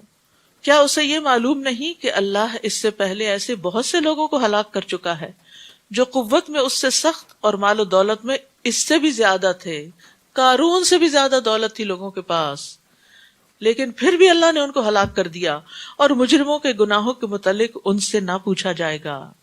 پھر ایک دن وہ اپنی قوم کے لوگوں کے سامنے بڑے ٹھاٹ باٹ سے نکلا. جو لوگ دنیا کی زندگی کے طلبگار تھے وہ کہنے لگے کاش ہمیں بھی وہی کچھ میسر ہوتا جو قارون کو دیا گیا، وہ تو بڑے نصیبے والا ہے. یہ ایک فطری سی انسان کی کمزوری ہے کہ جب وہ کسی کے پاس زیادہ اچھی گاڑی دیکھتا ہے یا اچھا گھر دیکھتا ہے یا اچھی اولاد دیکھتا ہے تو اس کو تمنا ہوتی ہے کہ کاش میرے پاس بھی یہ سب کچھ ہوتا. مگر جن لوگوں کو علم دیا گیا، اب علم والوں کی پہچان دیکھیے، اصل علم والے کون ہوتے ہیں. وہ جانتے ہیں کہ اس دنیاوی چکا چوند کی حقیقت کیا ہے، اور یہ ریجھنے کی چیزیں نہیں ہیں کہ نہیں معلوم کسی نے حلال سے حاصل کی ہیں یا حرام سے حاصل کی ہیں اور وہ اس کے لیے کتنی وبال جان ہے. تو جن لوگوں کو علم دیا گیا تھا، یعنی دین کا علم تھا، وہ کہنے لگے جو شخص ایمان لائے اور نیک عمل کرے تو اس کے لیے اللہ کے ہاں جو ثواب ہے وہ اس سے بہتر ہے، اس دولت کے ڈھیر سے بہتر ہے، اور وہ ثواب صبر کرنے والوں کو ہی ملے گا. وَلَا يُلَقَّاهَا إِلَّا الصَّابِرُونَ. تو یاد رکھیے علم تقاضا کرتا ہے کہ انسان آخرت کی خشیت زیادہ رکھے دنیا کے مقابلے میں، دنیا کی رونقوں سے زیادہ متاثر نہ ہو، اور پھر انسان صبر کے ساتھ زندگی بسر کرے. یہ کون سے صابر ہیں؟ جو دنیا کی زینت اور رونق سے صبر کیے ہوئے ہیں کہ اس میں بہت آگے نہیں جاتے اور اپنی خواہشات کو کنٹرول میں رکھتے ہیں. اور آپ دیکھیے ویسے بھی علم کب حاصل ہوتا ہے؟ جب آپ دنیا پہ کمپرومائز کرتے ہیں، اور خاص طور پر اس ملک میں جہاں آپ کے پاس جاب ہے، جہاں آپ کے پاس کمانے کے مواقع ہیں، جہاں آپ بہت فلرش کر سکتے ہیں، تو پھر آپ اس وقت میں سے وقت نکالتے ہیں اپنے دین کے لیے بھی. تو یہ بہت صبر کی بات بھی ہے اور بڑے اجر کی بات بھی ہے، کیونکہ جب انسان کو دنیا کھلی مل رہی ہو اور پھر اس کو وہ روک کر، صبر رکنے کو، اس سے رک کر انسان کہتا نہیں میں نے اپنی آخرت کے لیے بھی اتنے گھنٹے لگانے. بعض اوقات ہم دنیاوی ترقی کامیابی کے لیے والنٹیئر بھی کرتے رہتے ہیں، لیکن آخرت کے لیے والنٹیئر کرنا بعض اوقات مشکل ہوتا ہے، تو صبر سے کام لینا پڑتا ہے.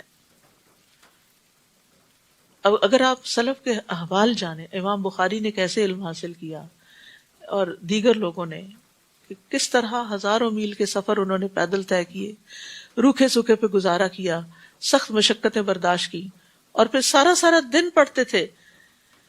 روایتوں میں آتا ہے کہ بعض سلف اپنا سارا دن علم کی مجلس سے پر کر لیتے، ایک مجلس ختم نہ ہوتی کہ دوسری کی طرف چلے جاتے، یہاں تک کہ ان کو اپنے کھانے کے لیے اور پکانے کے لیے بھی وقت نہ ملتا تو کبھی کبھی صرف کچا کھا کے گزارا کرتے تھے، یعنی پکانے کے لیے بھی وقت نہیں ہوتا تھا. لیکن اس سارے صبر کے ذریعے انہوں نے دین کا علم حاصل کیا، جس سے خود بھی فائدہ اٹھایا اور ایک کثیر مخلوق کو فائدہ پہنچایا.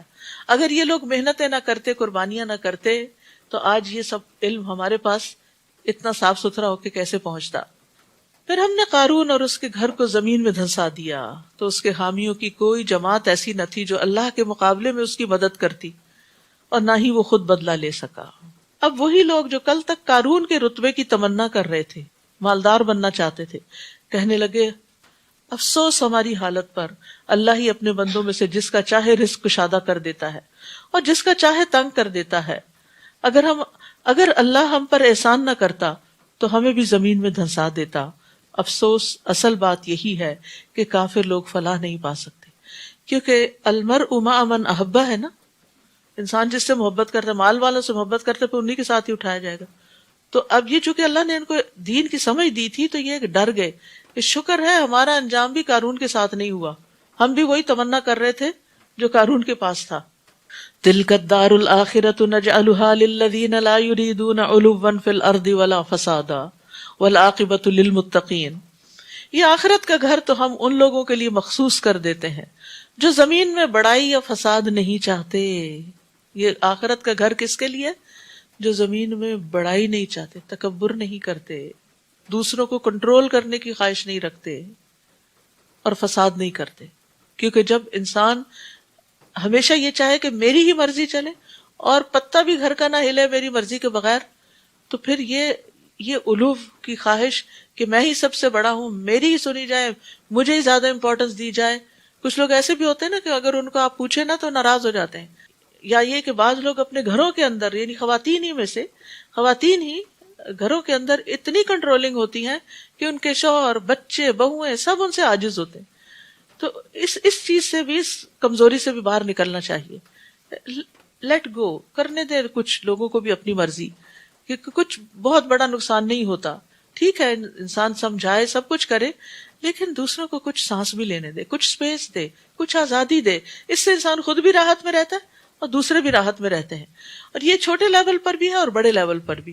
کہیں کسی آرگنائزیشن میں کام کریں یا کسی حکومت کے کسی رکن کے طور پر کام کریں تو دو چیزوں سے پرہیز کرنا چاہیے، ایک بہت بڑا بن کے رہنے کی خواہش اور دوسرے فساد. تو سورۃ القصص کا آغاز فرعون کے ذکر سے ہوا اور اختتام قارون کے ذکر پر ہوا. قصص کے شروع میں فرعون کے معاملے میں اس کی سرکشی کی بات ہوئی اور اس کے علو، اور یہاں پر قارون کے من جاء بالحسنۃ فلہ خیر منہا، جو کوئی نیکی لے کر آئے گا اسے اس سے بہتر نیکی ملے گی. اوپر بھی یہ بات ہو چکی ہے. اور جو برائی لے کر آئے گا تو ایسے لوگوں کو برائیوں کا اتنا ہی بدلہ ملے گا جس قدر انہوں نے کی ہوگی. ان الذی فرض علیک القرآن لرادک الی معاد، اے نبی بلا شبہ جس اللہ نے آپ پر قرآن نازل کیا ہے وہ آپ کو بہترین انجام کو پہنچانے والا ہے، اپنے وعدے پورے کرنے والا ہے. جس طرح اللہ تعالیٰ نے موسیٰ علیہ السلام سے وعدے پورے کیے، اللہ تعالیٰ آپ سے بھی پورا کرے. ان قصوں کو سنانے کا مقصد کیا تھا؟ آپ کے دل کو تسلی دینا کہ اللہ نے اپنے پچھلے پیغمبروں کے ساتھ بھلائی کا ارادہ کیا تھا اور اللہ تعالیٰ آپ کے ساتھ بھی بھلائی ہی کرے گا، آپ کا انجام بخیر ہی ہوگا. آپ ان کافروں سے کہیے کہ میرا رب خوب جانتا ہے کہ کون ہدایت لے کر آیا ہے اور کون واضح گمراہی میں پڑا ہے، اور آپ کو ہرگز یہ توقع نہ تھی کہ یہ کتاب یعنی قرآن آپ پر نازل کیا جائے گا. یہ تو صرف اللہ کی مہربانی ہے، لہٰذا آپ ہرگز کافروں کے مددگار نہ بنیے. اور ایسا نہ ہونا چاہیے کہ آپ کی طرف سے اللہ تعالیٰ کی آیات نازل ہونے کے بعد کافر آپ کو ان پر عمل پیرا ہونے سے روک دیں. آپ انہیں اپنے رب کی طرف دعوت دیجیے اور شرک کرنے والوں میں شامل نہ ہوں. وَلَا تَدْعُ مَعَ اللَّهِ إِلَٰهًا آخَرَ لَا إِلَٰهَ إِلَّا هُوَ كُلُّ شَيْءٍ هَالِكٌ إِلَّا وَجْهَهُ لَهُ الْحُكْمُ وَإِلَيْهِ تُرْجَعُونَ. اور اللہ تعالیٰ کے ساتھ کسی دوسرے کو الہ مت پکاریں، کیونکہ اللہ کے سوا کوئی الہ نہیں. اس کی ذات کے بغیر ہر چیز ہلاک ہونے والی ہے، ہر چیز ختم ہونے والی. كُلُّ مَنْ عَلَيْهَا فَانٍ وَيَبْقَى وَجْهُ رَبِّكَ ذُو الْجَلَالِ وَالْإِكْرَامِ. حکم اسی کا چلتا ہے، لہ الحکم وإلیہ ترجعون، اور تم سب اسی کی طرف لوٹائے جاؤ گے. سورۃ العنکبوت. سورۃ العنکبوت. بسم اللہ الرحمن الرحیم. الف لام میم. الف لام میم. احسب الناس ان یترکوا ان یقولوا آمنا وهم لا یفتنون. کیا لوگوں نے یہ سمجھ رکھا ہے کہ اگر انہوں نے کہہ دیا ہے کہ ہم ایمان لائے تو انہیں یوں ہی چھوڑ دیا جائے گا اور ان کی آزمائش نہ کی جائے گی؟ یاد رکھیے، جو بھی ایمان لاتا ہے اس کو آزمایا ضرور جاتا ہے، اور ہر انسان پر آزمائش اس کے دین کے مطابق ہی آتی ہے. سعد رضی اللہ عنہ کہتے ہیں کہ ایک مرتبہ میں نے عرض کیا، اللہ کے رسول سب سے زیادہ سخت آزمائش کن لوگوں پہ آتی؟ آپ نے فرمایا انبیاء پر، پھر صالحین پر، پھر درجہ بدرجہ عام لوگوں پر. انسان پر آزمائش اس کے دین کے اعتبار سے آتی ہے. اگر دین میں پختگی ہو تو اس کی آزمائش میں مزید اضافہ کر دیا جاتا ہے، اور اگر دین کی کمزوری ہو تو اس میں تخفیف کر دی جاتی ہے.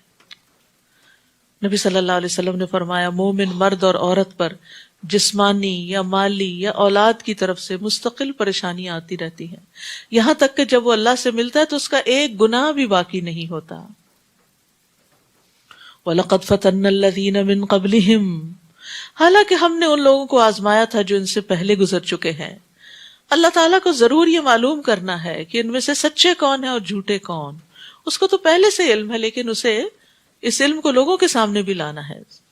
یا جو لوگ برے کام کر رہے ہیں وہ یہ سمجھ بیٹھے ہیں کہ وہ ہم سے بازی لے جائیں گے، وہ کیسا برا فیصلہ کر رہے ہیں. یعنی قیامت کے دن ان کے سارے جھوٹ اور خیانتیں اور غلط کام جو ہیں وہ گن گن کے جو رکھی جائیں گی ان کے سامنے لے آئی جائیں گی، اور انصاف کے ساتھ ترازو رکھ دیا جائے گا، اور وہ اللہ تعالیٰ سے بھاگ نہیں سکتے کہ وہ ان کو سزا نہ دے. من کان یرجو لقاء اللہ فإن اجل اللہ لآت وہو السمیع العلیم.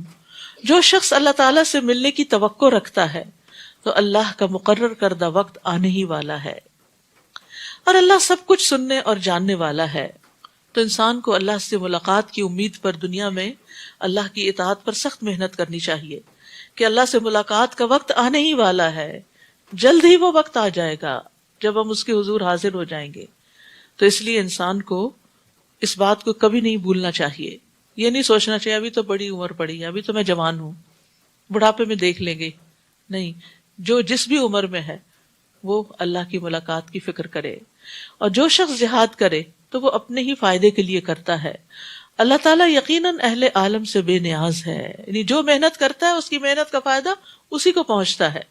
اور جو لوگ ایمان لائے اور نیک عمل کرتے رہے ہم ضرور ان کی برائیاں دور کر دیں گے، اور جو کچھ انہوں نے کیا ہوگا انہیں اس سے بہتر بدلہ دیں گے. اور ہم نے انسان کو، اب یہ تیسری دفعہ یہ بات آ رہی، اور ہم نے انسان کو تاکیدی حکم دیا کہ وہ اپنے والدین سے نیک سلوک کرے، اور اگر وہ اس بات پر زور دے کہ تو کسی کو میرا شریک ٹھہرائے جس کا تجھے علم نہیں تو ان کا کہنا نہ مان، یعنی ماں باپ کی ہر بات نہیں مانی جا سکتی، ماں باپ کی غلط باتوں کو آسان طریقے سے اگنور کر دینا چاہیے. میری طرف ہی تمہیں لوٹ کر آنا ہے، میں تمہیں بتا دوں گا کہ تم کیا کچھ کرتے رہے ہو. یعنی اس کا مطلب یہ ہے کہ دراصل اللہ سبحانہ تعالیٰ کا حق زیادہ ہے ماں باپ کے حق سے، اور والدین کا حق اس کے بعد بہت بڑا ہے. حتیٰ کہ مشرک والدین کے ساتھ بھی صلہ رحمی کرنی چاہیے، اور جو اللہ کے نافرمان والدین ہوں ان کے ساتھ بھی صلہ رحمی کرنی چاہیے. عبداللہ بن ابی جو منافقین کا سردار تھا، اس کا بیٹا عبداللہ سچا مسلمان تھا. تو ایک دفعہ نبی صلی اللہ علیہ وسلم گزرے تو اگر آپ گدھے پر تھے تو اس کے چلنے کی وجہ سے غبار اڑا، تو بڑی نفرت سے کہتا ہے کہ ابن ابی کبشہ نے ہم پر غبار اڑایا ہے. تو عبداللہ بن ابی کے بیٹے عبداللہ کو بہت غصہ آیا، تو اس نے اٹھ کر کہا کہ اے اللہ کے رسول، اس ذات کی قسم جس نے آپ کو عزت دی ہے، آپ پر کتاب نازل کی ہے، آپ چاہیں تو میں اس کا سر قلم کر کے آپ کے پاس لے آتا ہوں. آپ نے فرمایا نہیں، بلکہ تم اپنے باپ سے نیکی کرو اور حسن صحبت سے پیش آؤ. یہ ہے ہمارے دین کی تعلیم. یعنی ماں باپ، بعض اوقات بچے جو ہیں نئے نئے دین میں آتے ہیں نا تو بڑے جوشیلے ہو جاتے ہیں. وہ ہمارے ماں باپ سود لیتے ہیں، وہ ہمارے ماں باپ یہ غلط کام کرتے ہیں، وہ غلط کام کرتے ہیں، اس لیے ہم تو اب گھر چھوڑ رہے ہیں، اور اب تو ہم سے ان سے ملنے ہی نہیں جائیں گے، اور اب ہم یہ کر رہے ہیں. وہ جو کرتے ہیں وہ ان کا فیل ہے، ان کو سمجھانا ضرور چاہیے، لیکن آپ قطع تعلق ہی نہیں کر سکتے ماں باپ سے، بائیک آؤٹ نہیں کر سکتے. اگر انہیں آپ کی مدد کی ضرورت ہے تو آپ کو پھر بھی کرنی ہوگی. ان کا معاملہ اللہ کے ساتھ ہے، اور آپ سے پوچھا جائے گا آپ کے عمل کے بارے میں. اور جو لوگ ایمان لائے اور نیک عمل کیے انہیں ہم صالح لوگوں میں شامل کریں گے. اور لوگوں میں کوئی ایسا ہے جو زبان سے تو کہتا ہے ہم اللہ پر ایمان لائے، مگر جب اسے اللہ کی راہ میں کوئی تکلیف پہنچتی ہے تو لوگوں کی اس ایذا رسانی کو یوں سمجھتا ہے جیسے اللہ کا عذاب ہو. تھوڑی سی مشکل بھی آتی ہے دین کے راستے میں تو اس کو بہت بڑا پہاڑ سمجھ لیتے ہیں. اور اگر آپ کے رب کی طرف سے نصرت آ جائے تو ضرور کہے گا کہ ہم دل سے تو تمہارے ہی ساتھ تھے. کیا سارے جہانوں کے دلوں کا حال اللہ کو بخوبی معلوم نہیں؟ اور اللہ تعالیٰ ضرور یہ دیکھ کر رہے گا کہ ایمان والے کون ہیں اور منافق کون. اور کافر ایمان والوں سے کہتے ہیں کہ تم ہمارے طریقے کی پیروی کرو تو ہم تمہارے گناہوں کا بار اٹھا لیں گے، حالانکہ وہ دوسرے کے گناہوں کا کچھ بھی بار نہیں اٹھائیں گے. یہ سراسر جھوٹے لوگ ہیں.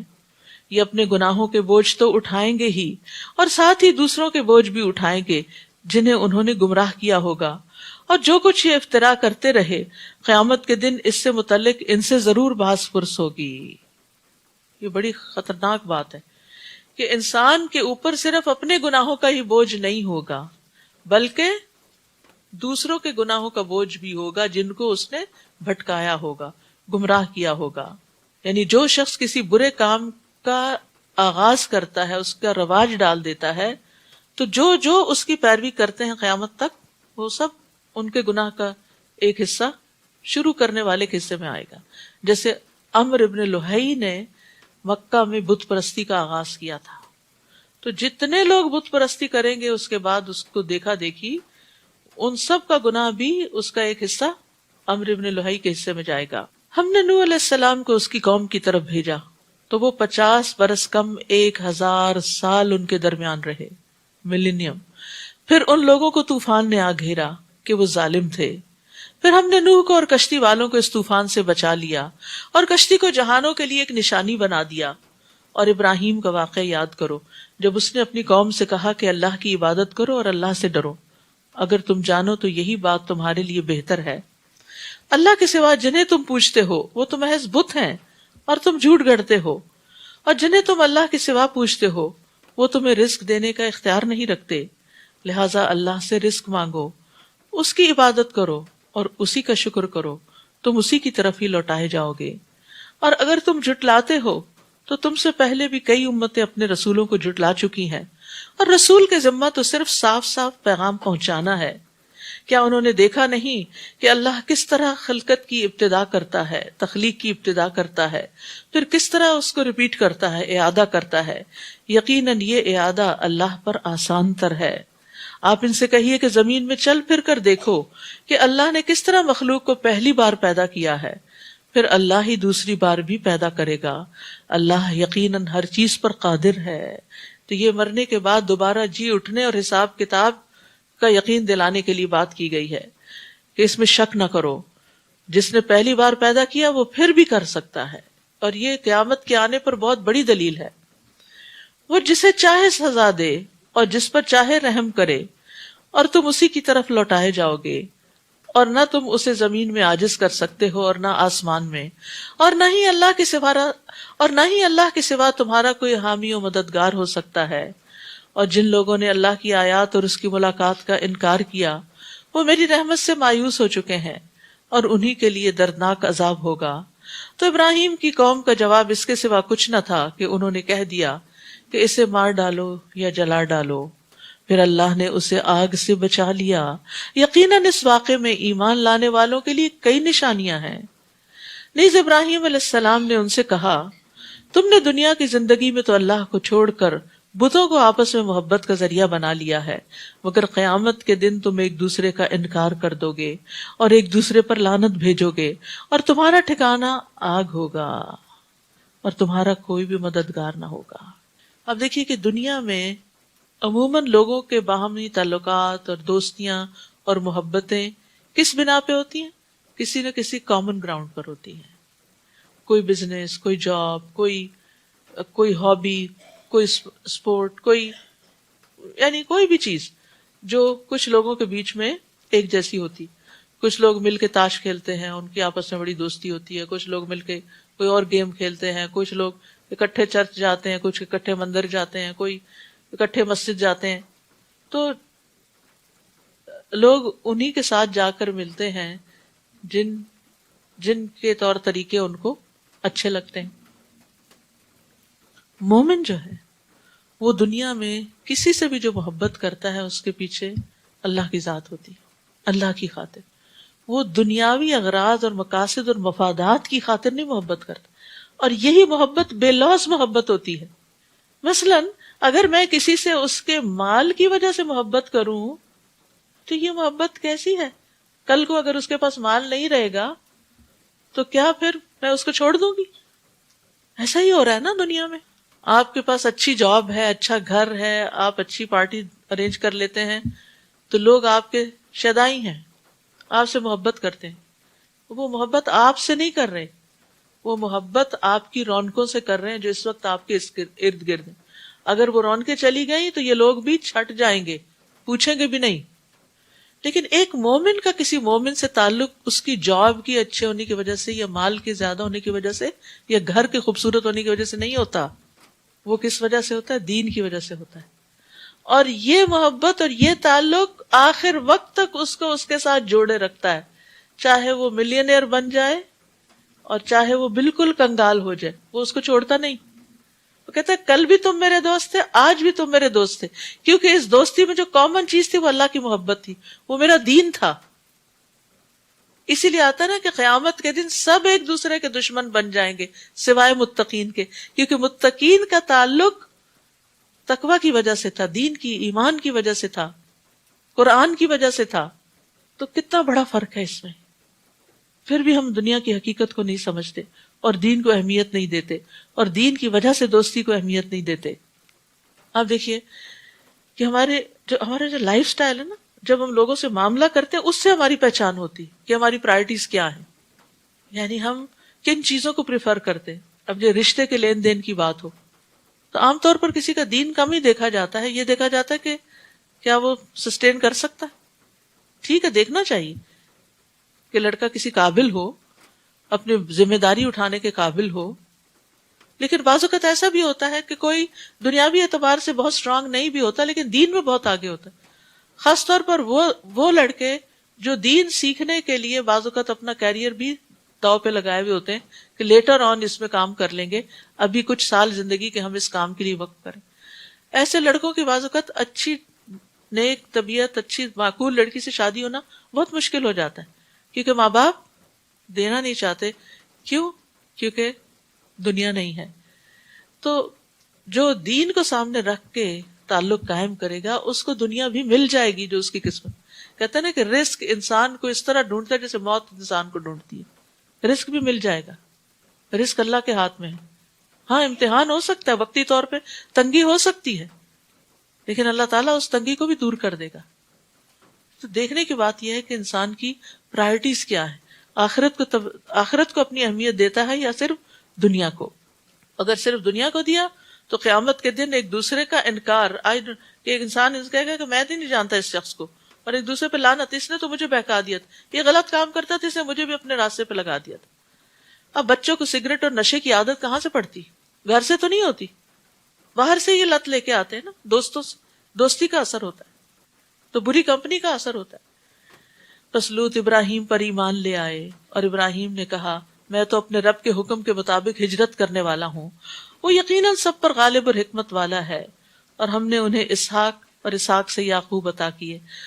اب دیکھیے، جب اللہ تعالیٰ حضرت ابراہیم کی اولاد کا ذکر کرتے ہیں تو پوتے کا بھی ساتھ ہی کرتے ہیں، اور انہی کی اولاد میں نبوت اور کتاب رکھ دی، دین کے لیے قربانی کی۔ آپ دیکھیں کہاں تک خیر گئی، اور ہم نے دنیا میں بھی انہیں اجر عطا کیا، اور آخرت میں وہ یقیناً صالح لوگوں میں سے ہوں گے۔ اور لوط کا واقعہ یاد کرو، جب انہوں نے اپنی قوم سے کہا تم ایسی بدکاری کے مرتکب ہو رہے ہو جو تم سے پہلے دنیا والوں میں سے کسی کی نہیں تھی، یعنی یہ برائی انہی کی قوم سے شروع ہوئی تھی، اس سے پہلے یہ برائی نہیں موجود تھی۔ کیا تھی برائی؟ کیا تم لوگ شہوت سے مردوں کے پاس جاتے ہو، یہ ایک برائی۔ دوسری، راہزنی کرتے ہو، مسافروں کو لوٹتے ہو، کتنا بڑا ظلم۔ اور اپنی مجالس میں برے کام کرتے، اوپنلی برے کام کرتے تھے اپنے کلبز کے اندر۔ وَتَأْتِينَ فِي نَادِيكُمُ الْمُنْكَرَ، نادی کہتے ہیں کلب کو۔ اب اوپنلی یعنی بے حیائی کے کام سب کے سامنے۔ تو اس کی قوم کا اس کے سوا کوئی جواب نہ تھا کہ انہوں نے کہہ دیا اگر تم سچے ہو تو ہم پر اللہ کا عذاب لے آؤ، دھمکی دی۔ لوط نے دعا کی، قال رب انصرنی علی القوم المفسدین، اے میرے رب ان مفسد لوگوں کے مقابلے میں میری مدد فرما، کیونکہ کوئی دوسرا مرد ان کا مددگار نہ تھا، کہیں سے کوئی سپورٹ ان کو نہیں تھی۔ وَلَمَّا جَاءَتْ رُسُلُنَا إِبْرَاهِيمَ بِالْبُشْرَى، اور جب ہمارے بھیجے ہوئے فرشتے اسحاق کی بشارت دے کر ابراہیم کے پاس آئے تو کہنے لگے کہ ہم اس بستی کو ہلاک کرنے والے ہیں کیونکہ اس کے باشندے ظالم ہیں۔ ایک ہی ٹرپ میں دونوں کام، پہلے بشارت پھر ہلاکت۔ ابراہیم نے کہا وہاں تو لوط بھی موجود ہے۔ وہ کہنے لگے ہم خوب جانتے ہیں کہ وہاں کون کون ہے، فرشتوں کو پہلے سے پتا تھا، ہم انہیں اور ان کے گھر والوں کو بچا لیں گے، سوائے ان کی بیوی کے جو پیچھے رہ جانے والوں میں ہوگی، کیونکہ وہ قوم کی ہمدرد زیادہ تھی۔ وَلَمَّا أَن جَاءَتْ رُسُلُنَا لُوطًا سِیءَ بِهِمْ وَضَاقَ بِهِمْ ذَرْعًا، اور جب ہمارے یہ رسول فرشتے، یعنی رسول سے مراد یہاں فرشتے، اور جب ہمارے یہ رسول یعنی فرشتے لوط کے پاس آئے تو ان کی آمد پر انہیں بہت دکھ ہوا اور دل میں گھٹن پیدا ہو گئی، کیونکہ انہیں نہیں پتا تھا یہ فرشتے ہیں، پیغمبر غیب کا علم نہیں جانتے ہوتے۔ انہوں نے کہا نہ ڈرو، فرشتوں نے تسلی دی، نہ ڈرو اور نہ غمزدہ ہو، ہم تمہیں اور تمہارے گھر والوں کو بچا لیں گے سوائے تمہاری بیوی کے کہ وہ پیچھے رہ جانے والوں میں سے ہے۔ ہم اس بستی کے رہنے والوں پر آسمان سے عذاب نازل کرنے والے ہیں کیونکہ یہ بدکاری کر رہے تھے۔ قوم لوط کی دیگر نافرمانیوں کو بھی ذکر آتا ہے۔ ابن عباس کہتے ہیں لوط کی قوم میں اس بے حیائی کے کام کے علاوہ اور بھی گناہ پائے جاتے تھے۔ ان میں سے ایک یہ تھا کہ وہ ایک دوسرے کا حق مارتے تھے، مثلاً کسی کا گھر کرائے پہ لے لیا، کرایہ دیے بغیر قبضہ کر لیا۔ ایک دوسرے کو گالیاں دیتے تھے، اوپنلی فحش گالیاں، اور جیسے ہو نا اپنی نادی میں کلب میں تم اوپنلی برے کام کرتے ہو۔ پھر مرد عورتوں جیسا اور عورتیں مردوں جیسا لباس پہنتی تھی، کیونکہ مردوں کے مردوں سے ریلیشن سے تو عورتوں کو بھی مرد بننے کا شوق ہو گیا کہ ان کی طرف کوئی توجہ کرے۔ تاجروں پہ ٹیکس لگاتے تھے اور ساتھ ساتھ وہ شرک کی بیماری میں بھی مبتلا تھے، اور سب سے پہلے ہم جنس پرستی کا کام انہی سے شروع ہوا تھا۔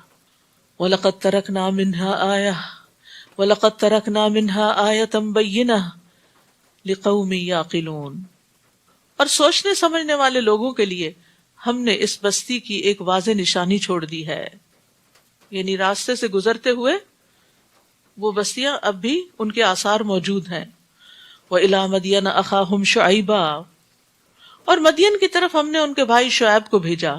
انہوں نے کہا اے میری قوم، اللہ کی عبادت کرو اور آخرت کے دن کی توقع رکھو اور ملک میں فساد نہ مچاتے پھرو، انہوں نے شعیب کو جھٹلا دیا تو آخر انہیں ایک سخت زلزلے نے آ لیا اور وہ اپنے گھروں میں اوندھے پڑے رہ گئے، اور قوم عاد اور سمود کو بھی ہم نے ہلاک کر دیا، اور یہ بات تمہیں ان کی رہائش گاہوں سے واضح ہو چکی ہے۔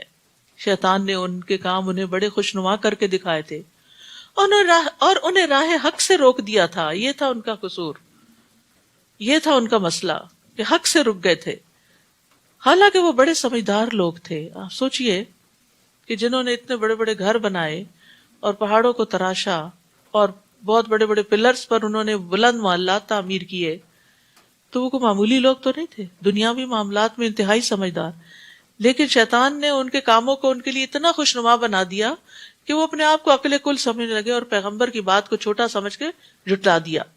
اور قارون، فرعون اور حامان کو بھی ہم نے ہلاک کیا۔ ان کے پاس موسیٰ واضح معجزات لے کر آئے، مگر وہ ملک میں بڑے بن بیٹھے، یہاں بھی تکبر ہے، حالانکہ وہ ہم سے آگے نہیں جا سکتے تھے۔ ان میں سے ہر ایک کو ہم نے اس گناہ کی پاداش میں پکڑ لیا۔ پھر ان ہلاک ہونے والوں میں کچھ ایسے بھی ہیں جن پر ہم نے پتھراؤ کیا، اور کچھ ایسے جنہیں زبردست چیخ نے آ لیا، کچھ ایسے جنہیں ہم نے زمین میں دھسا دیا، کچھ ایسے جنہیں ہم نے غرق کر دیا، پانی میں ڈبو دیا۔ اللہ ان پر ظلم کرنے والا نہیں تھا، بلکہ یہ لوگ خود ہی اپنے آپ پر ظلم کر رہے تھے۔ مثل الذین اتخذوا من دون اللہ اولیاء کمثل العنکبوت اتخذت بیتا وان اوہن البیوت لبیت العنکبوت لو کانوا یعلمون۔ جن لوگوں نے اللہ کو چھوڑ کر اوروں کو سرپرست بنا رکھا ہے، یعنی شرک کرتے ہیں، ان کی مثال مکڑی جیسی ہے جس نے اپنا گھر بنایا ہو، اور سب گھروں سے کمزور گھر مکڑی کا گھر ہوتا ہے، کاش یہ لوگ جانتے ہوتے۔ یعنی مکڑی کے اندر ایک ایسا مادہ پیدا ہوتا ہے جو اس کے منہ سے نکلتا ہے تو ایک باریک دھاگا بنتا ہے جو بال سے 20 گنا زیادہ باریک ہوتا ہے، یعنی ایک ایوریج نارمل بال جو ہوتا ہے اس سے بھی 20 گنا باریک۔ اب اس باریک دھاگے سے جو گھر بنتا ہے وہ اس کو کون سہارا دے سکتا ہے اور کون اس کو تباہ ہونے سے بچا سکتا ہے؟ تو اسی لیے کہا کہ غیر اللہ کے سہارے مکڑی کے جالے مکڑی کے گھر سے بھی زیادہ کمزور ہیں، وہ تمہیں نہیں سنبھال سکتے، تمہیں نہیں سہارا دے سکتے۔ تو یہ مثال اللہ نے ان لوگوں کے لیے بیان کیا ہے جو اللہ کے علاوہ باطل معبود بنا لیتے ہیں، جو ان کو نفع نقصان نہیں پہنچا سکتے، جیسا کہ مکڑی کا گروندا انسان کو نہ سردی سے بچا سکتا ہے، نہ گرمی سے، اور نہ اس میں رہنے کی کوئی جگہ۔ یہ لوگ اللہ کو چھوڑ کر جس چیز کو پکارتے ہیں اللہ اسے خوب جانتا ہے، وہی سب پر غالب اور حکمت والا ہے۔ ہم یہ مثالیں لوگوں کو سمجھانے کے لیے بیان کرتے ہیں، مگر انہیں سمجھتے وہی ہیں جو اہل علم ہیں، مگر انہیں سمجھتے وہی ہیں جو اہل علم ہیں، علم والے سمجھتے ہیں۔ خلق اللہ السماوات والارض بالحق ان فی ذلک لآیۃ للمؤمنین۔ اللہ تعالیٰ نے آسمانوں اور زمین کو حق کے ساتھ پیدا کیا ہے، ان کی پیدائش میں بھی ایمان لانے والوں کے لیے ایک نشانی ہے۔ وآخر دعوانا ان الحمد للہ رب العالمین۔ سبحانک اللہم وبحمدک اشہد ان لا الہ الا انت استغفرک واتوب الیک۔